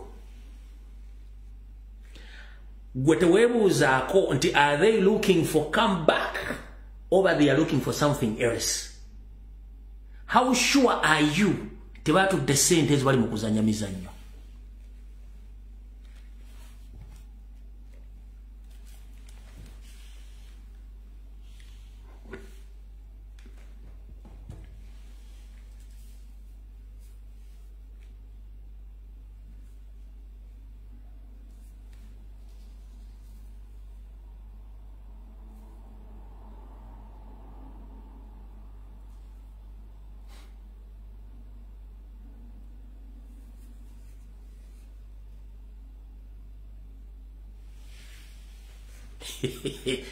Chofunaze gadi party eyabadde nnungi nnyo owekitiibwa Joe Ssenyondo yagizanye bulungi n'akola mu kyagala ekituufu. Wabula from nowhere kino ne kijja tugenda sayininga abatute ssente nenga abadde bavuma national platform ngera national platform nambaga tebuli mu opposition nga ne ssente ezo nezebezebula mu parliament bazifuna bajje wa gati esobola okusayininga essaawa zino. Bano kino kyange bino binkakatako eno ndowooza yange. Waliwo yimba omuyimbi omuyita Ina Sako mu Jamaica alina oluyimba baluta games people play. So there are games politicians play in the camera. Mwene mulowooza nti kyebazanyidde kyekituufu but otherwise kibeera mu other angle mwenje mutalaba. Nkuddide ku kya Ssekikubo ekyaliwo nenkuza ku kya miliyoni 4 zebangaba nakyo nekikuwanga reference na kino kizze. Tayebwa yasoose kwegana tewali ssente n'agamba leeta obujulizi. Abamu bagamba nti ssente tebazifuna bandibadde bazifuna bali badde zitwala mu constituency. Bw'ogatta ebintu ebyo byonna guno omuzannyo Museveni abadde nga gyaguzanya nga time bwetuuka eri crucial ng'alina abantu bayagala okukuba technically azanye emizannyo eyo n'akuba abantu be tekinikali bayagala okujjamu. Ekyo si ekikulu kyekiriwa. Emizannyo gino tegigenda kuggwawo nga tetukyusiza bukulembeze. Ffenna main focus yaffe inakubeera ku Museveni. Bino byonna bijja kwesootinga ng'entebe ennene evuddewo. Kyenva kugamba tolwana na bannabyabufuzi. Our main focus is the president. The moment tufuna the fountain of honor, bana basigadde bakwata bukwasi.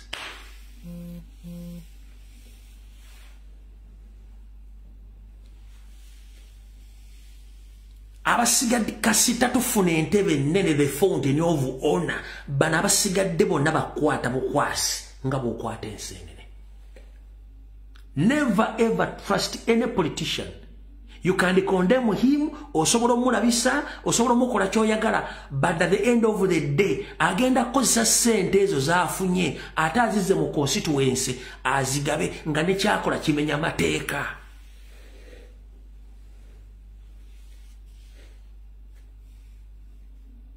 Gwe naawe okimanyi bulungi mu mateeka, MP tateekeddwa kukola luguudo, tazimba masomero, tasasulira abantu school fees. Parliament Museveni ajja wa guts zibawa ssente mu parliament bazisharing nga zaaki nakyo kimenya mateeka. Bano tebakulumya mutwe nze kyula buli muntu akulega ate ebintu bye bakulembeze sime mpimubireke ekintu kimu kufuna fountain of honor ensibuko y'obuyinza ebisigadde bijja kwekola. Bantu genda kulwana nabo kuba tebana kye bagenda kuyamba.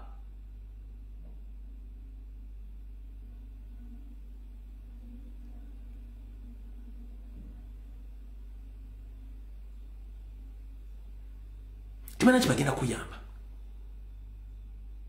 Gongamba otya Joyce Bagabe Mmanga ne group ye basayinize. Ngate yawandika nezisere bwe zifuna ngezi twa mu constituency abantu bazifuna mu kubanga sereza mu wa musolo. Kankubuli ekigambo kino. Sente neba ya mu wa musolo. Teri MPC akirizibwa kufuna sente nga evudde makuba chafu. Era nakirizibwa gitula mu constituency ogigaba ebanguzi. So, games politicians play, those are the games. Ne games people play, oluyimba lwebagambe lwa ina saako, mwetegereze nnyo ebigambo ebyo. Bano batuzanya mizannyo gya byabufuzi, ffe tetuli mizannyo. Kubanga n'enkya bagenda gizanya, nawuli bagenda gizanya. Y'ensonga lwaki bakansala baafuna million 2.3 beekyabo ne bakita. Tebafudde ku ggwanga. So whom are you going to trust? Bwanga kansala tulina bakansala 5 kugombola. Ari speaker ne balonda wa NRM nga bamulonze ba national platform. Kicho bogamba ekyo. Kitegeza these people are just looking for money oppositions. So sikukyusa buyinza. Kyenkugambye saasira president waffe. Yensonga ki Museveni akikosa at his own advantage akimanyi nti abantu badiringa nabo bantu baagala nsimbi tebafokasinze ku buyinza. Ekyo bulijjo kimutategeera. The only person who has focused on power is Robert Kyagulanyi Ssentamu. The rest are focused on how to get money. And Museveni knew it that all Ugandans mostly they are there for money, not for power. So bono kitegeera ojja kuba ofunye amagezi kansubiri nti mugafunye kati. Apart from Robert Kyagulanyi Ssentamu, the elected president who's looking for power, the remaining opposition leaders or politicians, they are just looking for money, not power. Because if you get power, you control each and everything.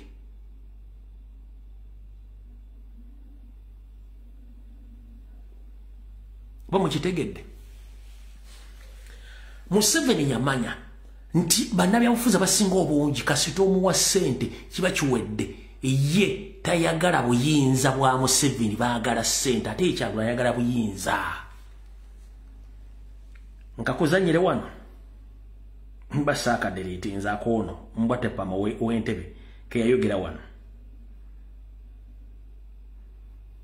Nyinza okuba nakadelete mwene mukudelete kati yankwatira nsawo kaakano. Njagaluliza akagambo kano ka video kano olyoka otegerere okugamba ojja bitegeera. Kusagoya bana Uganda gyafiiriddemu nibajja baana baabwe nga kati bali mu makomera bagala kukyusa bagala buyinza ne Uganda bagala kukyusa ggwanga lino bwe badrivatinga obajja kumulamu gwe kukyusa eggwanga obatunguliza mpuuga yalya that's bullshit mpuuga yalya milioni bitano zuba na poti mu ntebe wano wange weso milioni bitano kyeki. A few moments later. Tukoze omukisa guno gwa mpuuga gwaleese naffe okuyingizaamu ebyaffe kuloku musajja osanga n'atukulira ku kadoni kesinga etaviira bwawe so tumuteke ku kisenge asabe tulina okusaba namugoba mutege nnyo n'omuyiriya anaaba omutwala nnyo bwensaba yasatu nga temulindekisa gikoaki ekijja Bonde busiru kivaayo nnyo ng'omuntu amaze kwogera.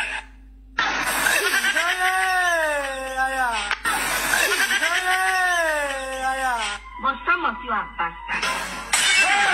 Some of you came from a family lineage of madness. Lord of Jesus! Kyakunyonjola okitegedde?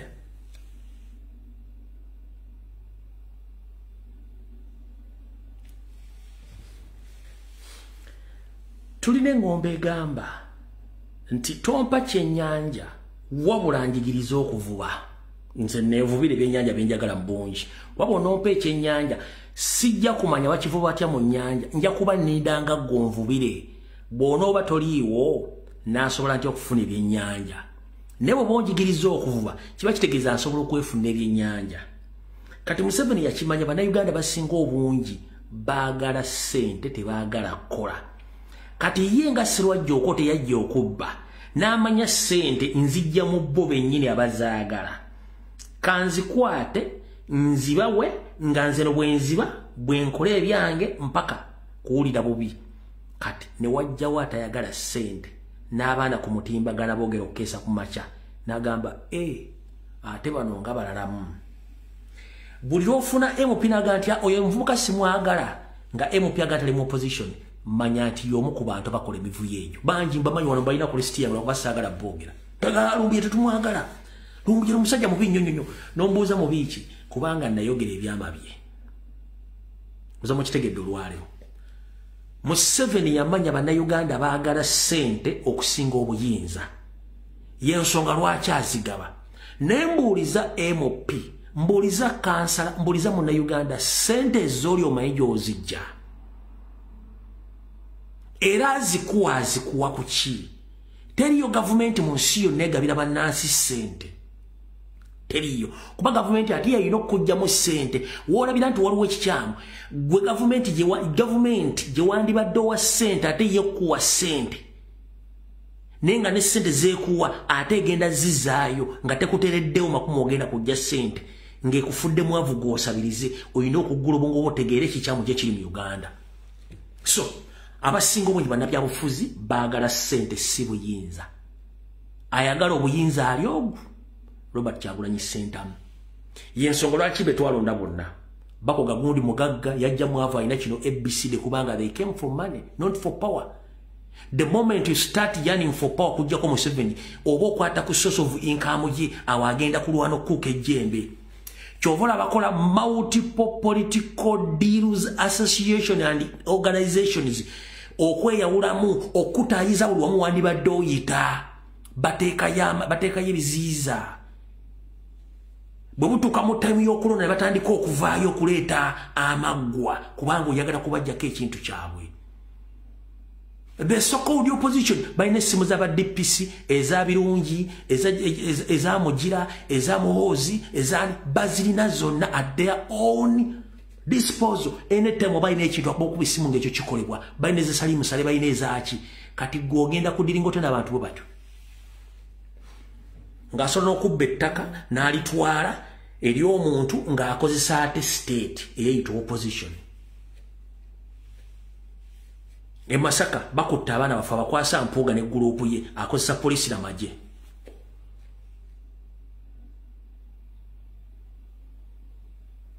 So, ozamutegedde bulungi nnyo. Olunaku lw'oliyiga nti ffenna tulina kulwanira buyinza so si bifu lw'ojja okutegeera. Kati njagadde okulaga akafaananyi ako sigenda kubalaga ibadde mu parliament. Oyo Kasasiro ze so I don't believe in that nonsense. Already party A Honorable Joel Sony yadde agikoze nga amaze okweexposinga. Bana abasayininze bw'olaba figa zaabwe Bibantu roda abadde nga bali mu out of place. Nga bakulaga tebali mu bintu bya Nuupu, tebali mu bintu bya opposition, kati bazze 35 bazze okwewandiisa. Kuwabaka abawera, opposition bawera 2 plus kuzze ka 35 where the others. Era lwaki buli akugamba wandika tinze mwenzifuna ngenda zikola mu kino. Mu mateeka ge yasoma nga legislature asobola okuba nti sente zo ziri mu mateeka zikolemu ekyo kyalina okuzikola mu kikyamu kubanga kimenye mateeka.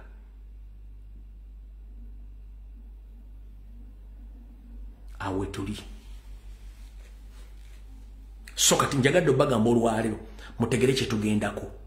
Enteekateeka zonna ze mbasomedde olwaleero bano balinako kopi ya mission y'ebintu ebyo. Balinako kopi ya mission y'ebintu ebyo. Era nga n'abamu bali mu proposition okuba nti bagenda kubeera appointed. Video eno bagenda kuza omwezi 10 ogwokuna 2025 mujja jijjayo. Katuntu ayagala watone jeno.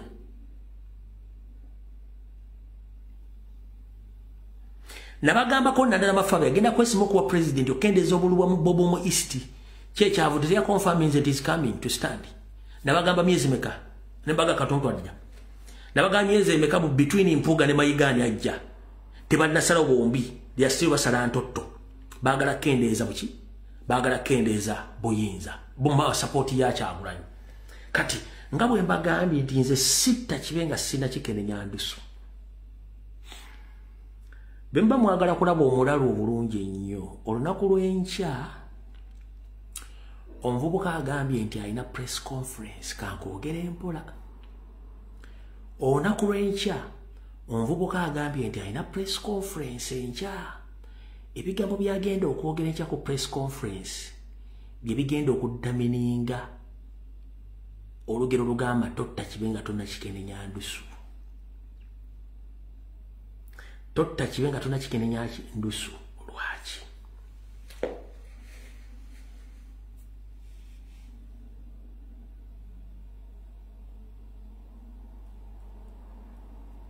Museveni mu system ya divide and rule asobola okugamba omwana oyo nze nanyini sente nze nanyini buyinza nkulabye oyina amaanyi kati njagala kufuula omu kubasinga ofuna omusaala nkugulire ennyumba nkugulire emmotoka nga bw'opreparinga nkuteeke ku ballot paper ojje wesimbewo nga president.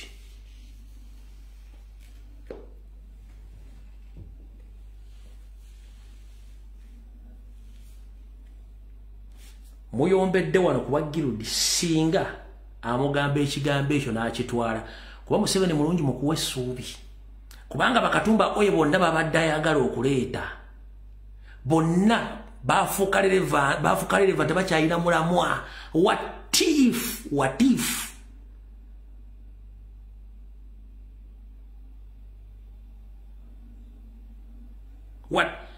ngate mukyatamuza comment mwebulu enkwate walumanga musooka musubwa wait a minute tekibanga kituufu mbage mulinde press conference y'enkya ayinza okupika omwana namupika namuganti kati nida kujja kuba president kati already aba abatadde wabaagala nti mwawadde omwana ono amakulu kyekiri kye nabagambye kye mutaategedde. When you ignore something, nobody pays attention to that thing. But when you give importance to that to something, everyone will start asking, Chiche chiriawo. Tenabadde mbagamba temuwa mwana oyo self importance. Temwakitegedde muri mu kuyomba. Museveni ayagala nnyo omuntu gomutaddeko focus. Nti kati oyo gomutaddeko focus katika mupike mutekewe mwagala mumubeereko nganze muzimba mfune ekyenjala kubanga oyo kati yasobola obajjako mutandika okuyomba. Olaba nti asobola okuleeta omwana amuteeka ku level ya Kyagula ya president of Kyagulanyi amulwanyise ye muyasigalire mukawevu nga atudde abalaba kati mulwana na mwana kifana kya mwana kimulwana nacho kino kimwakitegedde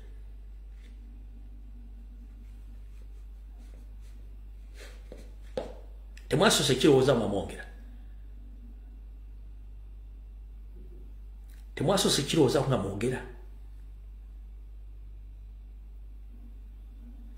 bulijjo wano mulina ebintu bimuleka ne biyita ne kiyitawo ne kigenda temukiwadde makulu eyo ddiru neefa nebeeramu obumbi neefa ekintu kyonna kyemuwa self importance ne mukyogirako eyakizimbi neyakitaddewo kifuna hype yaaba akola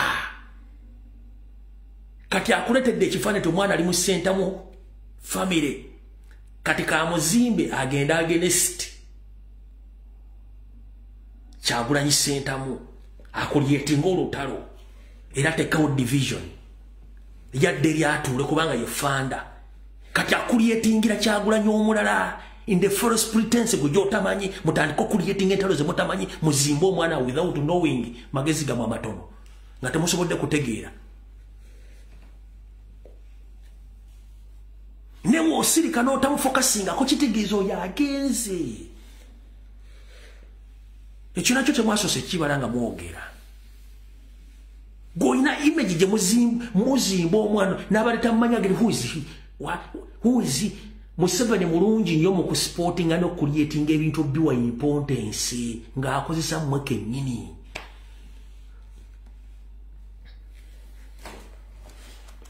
nsiba wano ssente zange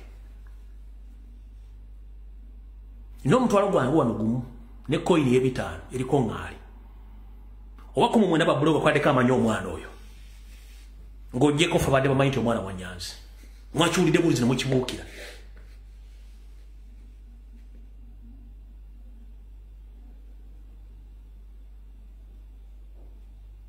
we kept quiet ekintu ekyo kiteeka wansi kibeerewaawo nga tekirina makulu before twakimanya goloza lwaki akamifu bwe kajja ne kagenda nga bwe kagenda twasirika tetwakyomako tetwaleekana twakireka we knew tulina ekintu kyetuteekako wansi kiggwe kive kife kifiiraawo mukiwadde hayo Museveni wayagala what if ng'awadde omwana oyo essuubi effu kati ng'akulyetinze Katumba oye nga n'omwana takozesezza mutwe gwe na kumanya effect egenda mutuukako mu bulamu bwe n'amuwaga najja yes talina kyagenda kukola but agenda creating a division ne diversion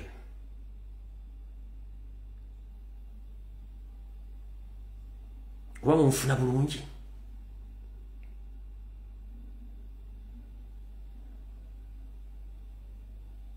ye kyayagala akusulawo pesa bwe mulitta nga temulyogeddeko ezo sente nga zigenze bwe muliwa importance aba abasiko walinze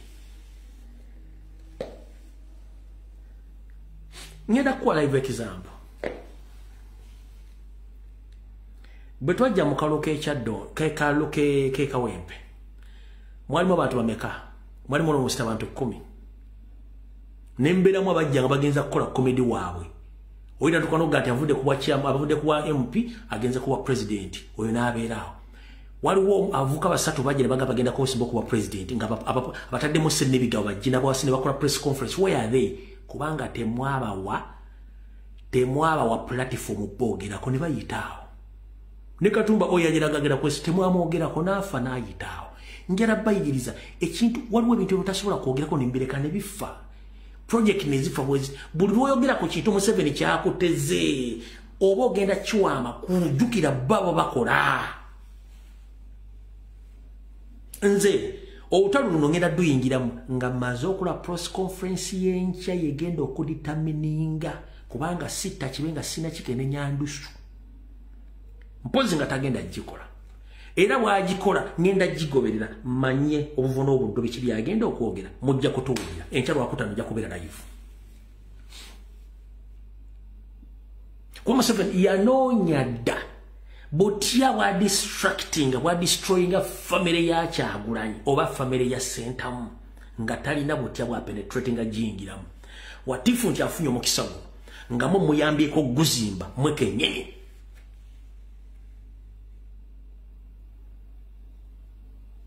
Omwana mufudde ekintu ensi yonna emutegedde. Abali tamanyikiddwa. Who knew him? Ani abadde amumanyi? Nobody. Nga ne ku kyawo tebamumanyi. Kati ali ku social media, ali ku international level, buli politician mukuliyetinga ekintu nga mukipromotinga indeka temutegerwa kimu kikuliyetinga.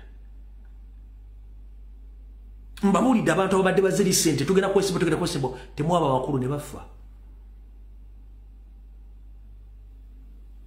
Njagala tutandika okwetegereza ensonga nga tonnagiwa makulu kubanga ejja kuba ekufuukira gwe kennyini ekizibu. Otandika okulwana entalo zotajja kutegeera.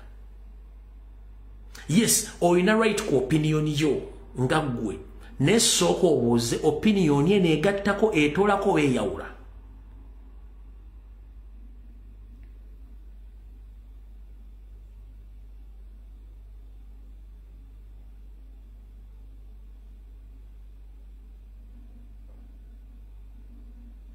Ate njala tuyiga ekintu kino wammanga. Abaganda tugamba negozadde akubira engoma n'ozina. Sibwe kiri ndiye. Fenna abazadde tuzaala mibiri. Yes. Bwe tumala okuzaala emibiri omwana bwaweza emyaka 18 ssemateeka amukkiriza okwerowooleza. Era omwana oyo waddemba okukola decision yonna. Oba ali under your roof oba ali out of your roof. Akola decision. Nze kama kwogera naye awukana ne famire yange yonna. Bangamba ava mu politics, ogenda tuttisa, ogenda kukola biki. Wao ne family wao ne distant relative wali mu UPDF. Amaze mu myaka nga byangamba, gwe wacholumba government biki. Wachoteka family buzibu, okimanyi basobola obatta. Ate nange mbamanyi mugamba mukulu.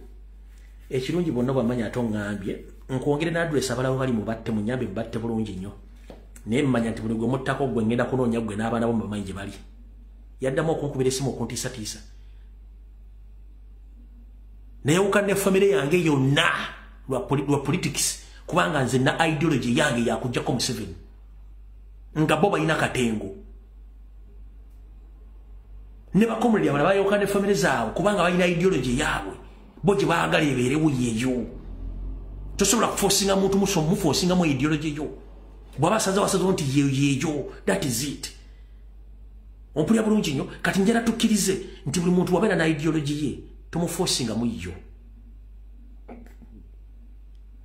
Tutawakanyira buli omu famire tutawakanyira nazo. Lwankyuka. Kati ngenda baga ekigambo kimu. Ekitali kikyo kisigala si kikyo. Nekyo kisigala kikyo. Nekyo kisobola okwonoonekako n'ofuna ekirala.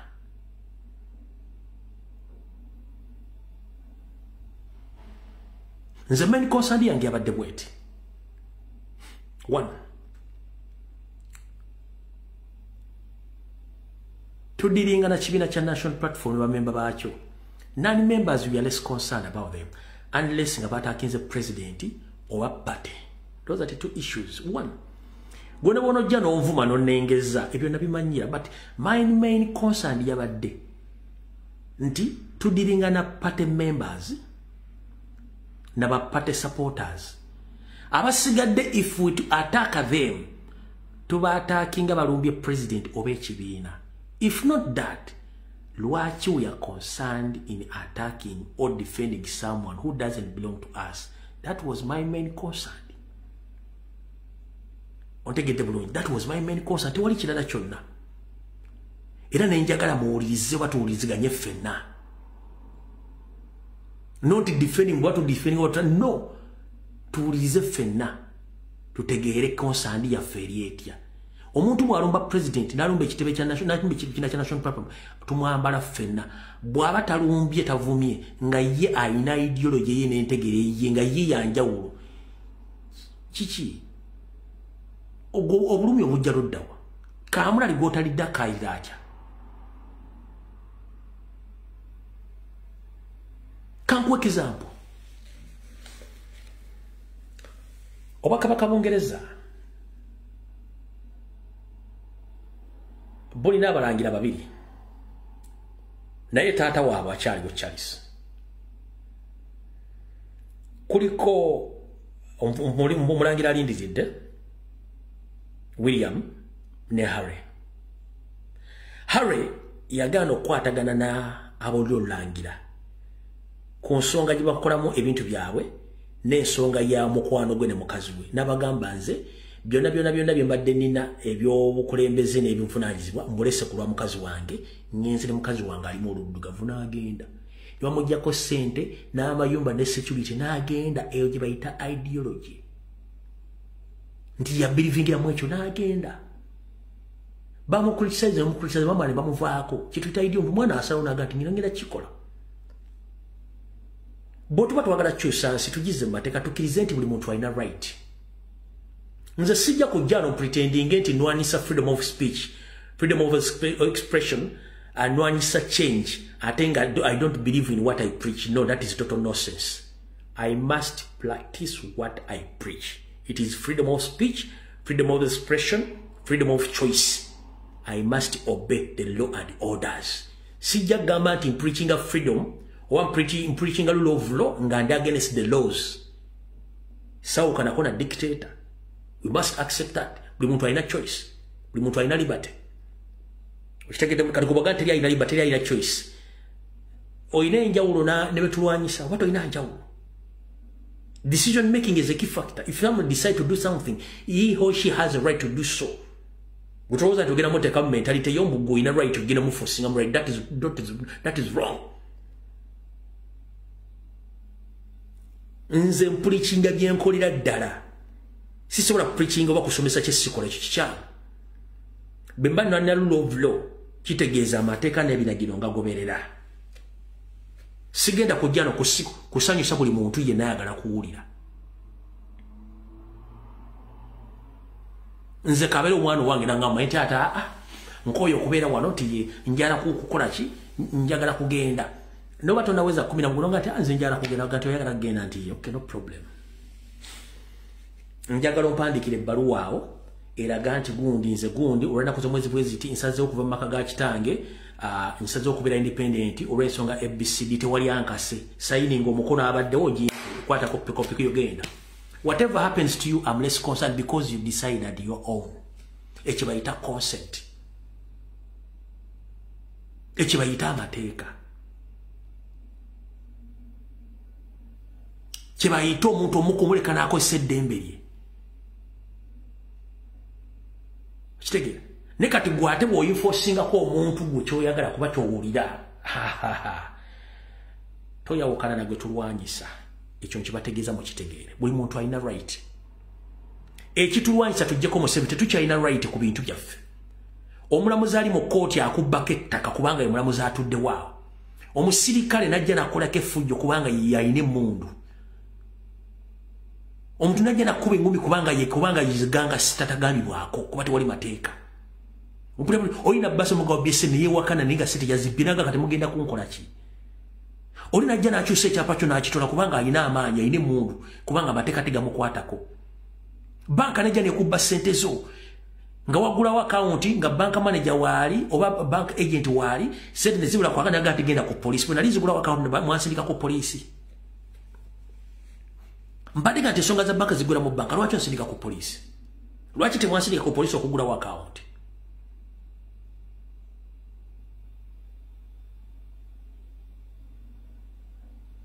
Njera tukozesa amateeka nga bwe tugasomesa nga tulwana efuga bbiri amusebe naffe tuleke kubeera bafuga bbi.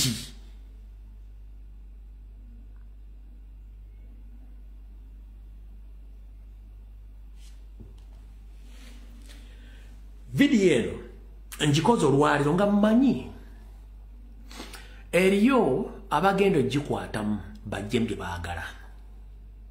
Naye nga bulijjo ensonga oziwa obudde nezejjayo zokka. Mpe ekitiibwa endowooza y'omuntu, mpe ekitiibwa buli muntu bw'awuliriza ebintu bino n'obitegeera. Naye ate byenjogedde mbivunaanyizibwako, eyo y'entegeera yange. Sivunaanyizibwa butya bw'otegeera byenjogedde. Nze nvunaanyizibwa ku byenjogedde. Kati gwe atategedde byenjogedde ng'ogenda bifuula mu ky'oyagala, then that means nti gwe totegeera ku peesi y'emu kwendi n'ebyenjogera tojja bitegeera. gwolowoleza mu reverse psychology ate nze nga siri wa reverse nze ndi wa forward psychology oba gyeri ndowoleza mu maaso era bw'owulira nga bikulumye oli wa ddembe gwe okukozesa statement ezizo okulifalinga ku byenjogedde naye mu principles eza media owakanya ekintu ng'olina proof yakyo oba ng'olina reference ku kyo ng'owakanya oli kyayogera gwe ng'oleetawo ekituufu ompulya bulungi bwetyo bwe tukola tovuma tojerega tolengeza tokaka muntu kuwagala by'omugambye.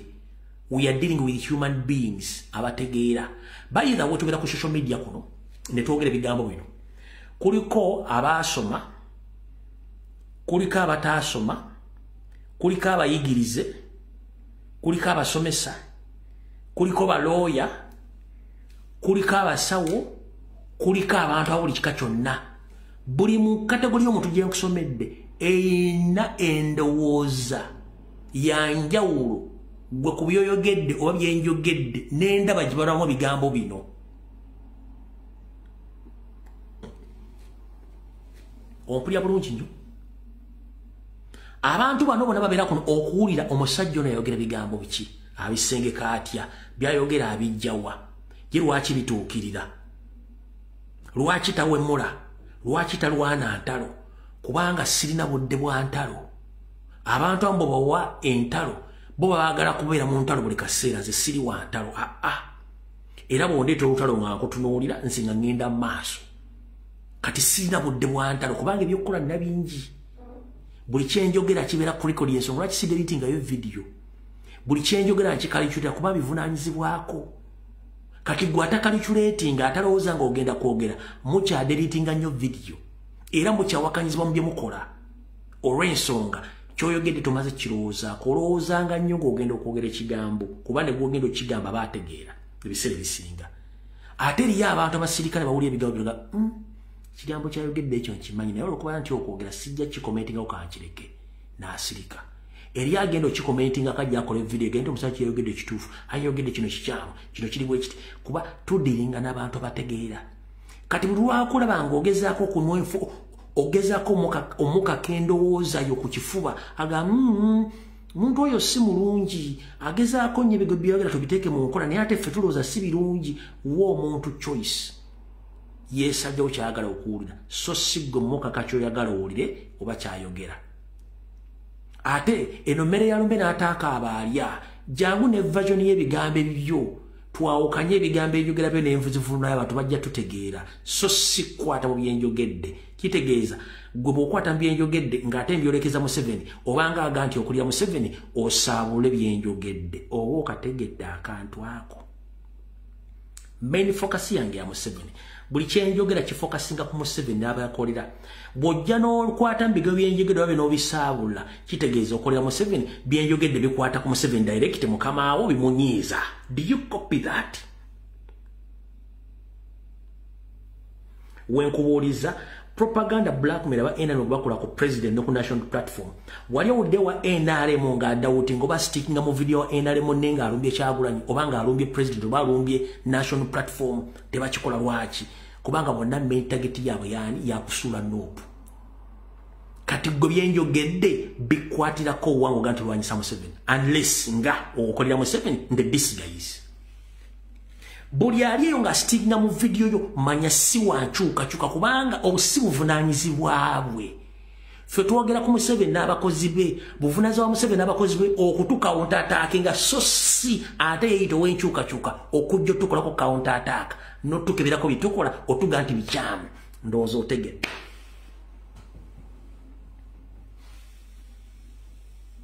Bwe munaategeera ebigambo bino buli omu ojja kudda mu layini y'otegeere nti olina obuvunaanyizibwa oba okukola nga ggwe.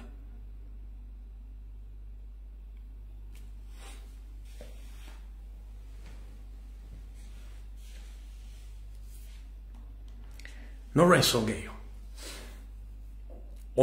ennaku z'omwezi zigenda kubeera 16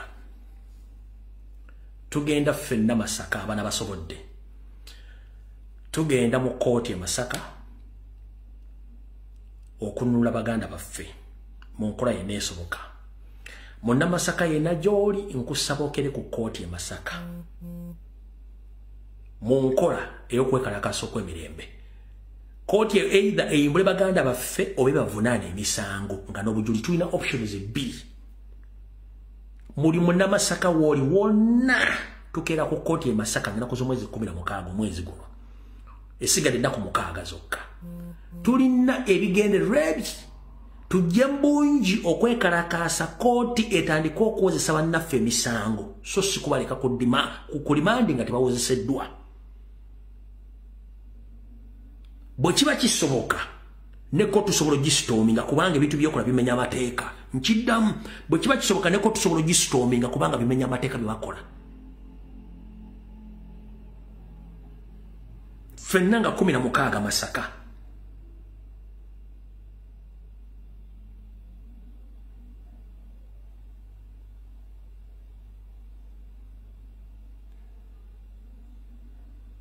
Tuyimire okulwa baganda baffe. Kubanga ekiri atabala kyekiri n'asigadde waka.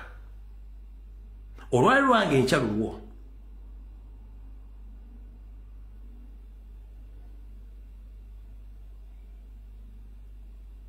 Kumi na mukaaga oba oli w'Empigi oba oli w'e Kampala oba oli w'e Rakai oba oli ffenna tukeera Masaka ne bwe tujjula Masaka yonna nga tuli mu kwekalakasa against the impunity. Baganda baffe either bayimbule oba batandika bawukulira emisango gyabwe gibavunaanwa era n'obujulizi buleetebwe. Twetaaga ebintu ebyo bibiri. Akulira ekkomera ly'e Masaka guno baka njala bbo kuweereza. Naawe akulira ekkomera ly'e Kitalya, akulira ekkomera ly'e Ruzira n'amakomera amalala buno bokwaka njala bbo bwanga nfundikira. Olwatta ssebo nalumanya naye nakolawo ki. Osiwaden owekomera oli munna Uganda nakabala. Government bwe beegudde ogenda sigana naffe. Naye singa oba otukozeeko ebikolobero ogenda kuba otugamba ki? Okimanyi nti okukomera ly'okuuma essaawa zino n'abasibe bootulugunya. Oyinza okukomekkereza nga naawe ozze mu kkomero lyerimu. Eno message eri eno. Guwa poliisi atulugunya munna Uganda n'amukwata. Government ya Museveni bwe bevuddeko very soon. Ogenda sigana nani? Kuba Museveni agenda oba oyagala oba toyagala. Ow'amagye akuba omuntu amasasi ne mugoba abantu ku mataka. Amataka galiko history waago ne byapa byago n'endagaano. Ettaka ly'otwala ery'omuntu gw'osuubira ti government ya Museveni yabwakati tekina kuvaako. To the extent ozimbyeko flat otaddeko farm otaddeko buli kyoyagala ozimbyeko flat. Government wevuddeko ogenda kubanjani. Era ogenda kusimira luddawa. Njagala mukole bintu byomukola nga mutegeera bulungi nti muganda wa saa zino gw'onyigiriza gw'ogenda okubeera naye kuba Museveni just mukka ne banne bagenda nabo bakimanyi. Babasindika okuwamba bannammwe naye ng'akusindika obbawamba mubuuze ensibuko eteriiwo ne ggwe Yoweri n'ekijja kya kitawo tukimanyi ne baganda tubamanyi mukazi wo tumumanyi ensibuko yo tugimanyi ogenda sigala wano ogenda tugamba otya. Kubaye Museveni asobola okugenda e Rwanda, asobola okugenda e Burundi, asobola okugenda e Sweden, asobola okugenda e Sierra Leone kubanga alina properties. Gw'ogenda genda luddawa. Abantu bonna bali mu ligimu ya Libya eya Geno Minyara Gaddafi abadduka. Where are they? They are nowhere to be seen.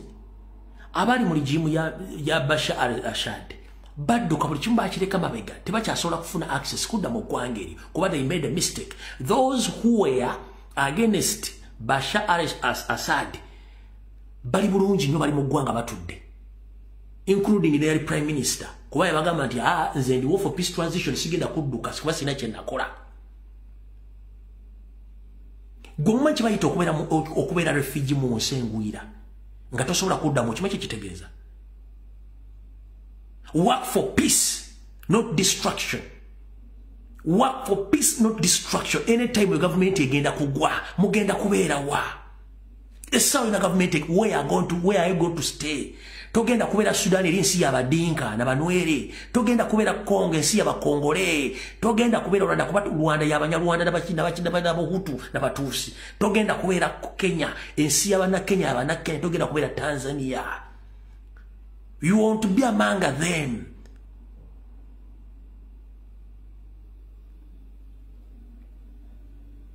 Tojja kubeeranga bo. Musooka mulowooze nga temunnatabangula ggwanga nakulifuula kiriri sawa zino. Gwogoba ku ttaka alina endagaano, gwogoba ku ttaka alina ekyapa, gw'osiba olw'ettaka alina abaana balina history y'ettaka. Akiriwo Kivumbi alina family, alina abaana, alina omukyala. History omwo tumanyi, gw'omulamuzi asiba abaana nga nawe kimu ekyokola kikyamu, ogenda kuddukirawa. Amateeka ogenda gadduka mpaka ddi. Gw'awamba abaana mu drone ogenda kubawamba mpaka ddi. Era ogenda kukomekerezaawa. Ogenda kudduka ne Museveni. Museveni alina passport esukka 6, alina obutuuzi obusukka mu nsi eziwera 10. Alina sente, alina his own disposal, alina pound, alina dollar, alina euro, alina ndere zimutamanyi at his own disposal. Museveni alina nnyo esobola muvuga 24 hours n'atuuka gy'alaga, ogenda kuyitawa. Kenya ejjudde bannayuganda, Tanzania ejjudde bannayuganda, Rwanda eri bannayuganda, Congo eri bannayuganda, South Sudan eri bannayuganda. Abalinze obulinzi ekintu okubaluka mugenda kubeera wa.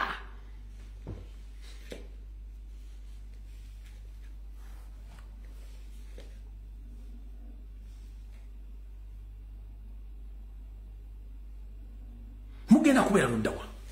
Omulamuzi otudde mu kooti.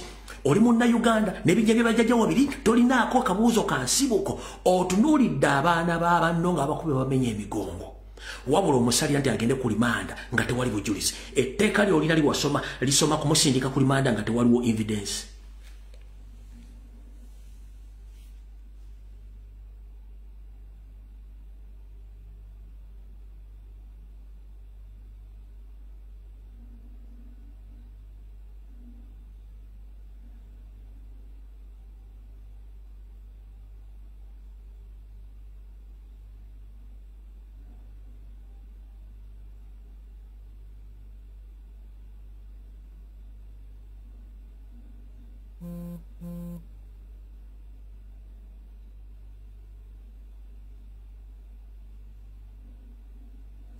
Bagundi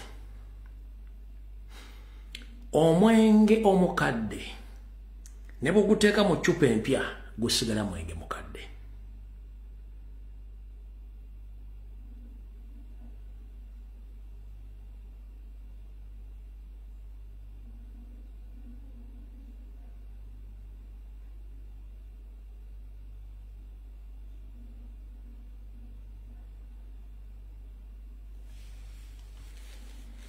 Tusinkana olunaku lw'enkya saa zijja kuba 2.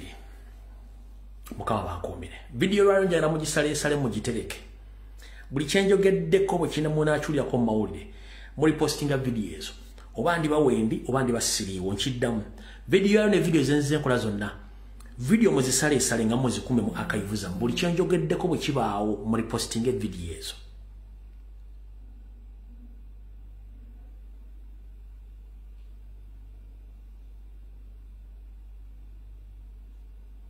Mukaba bankuumire tusinkana olunaku lw'enkya saa zijja kuba 2.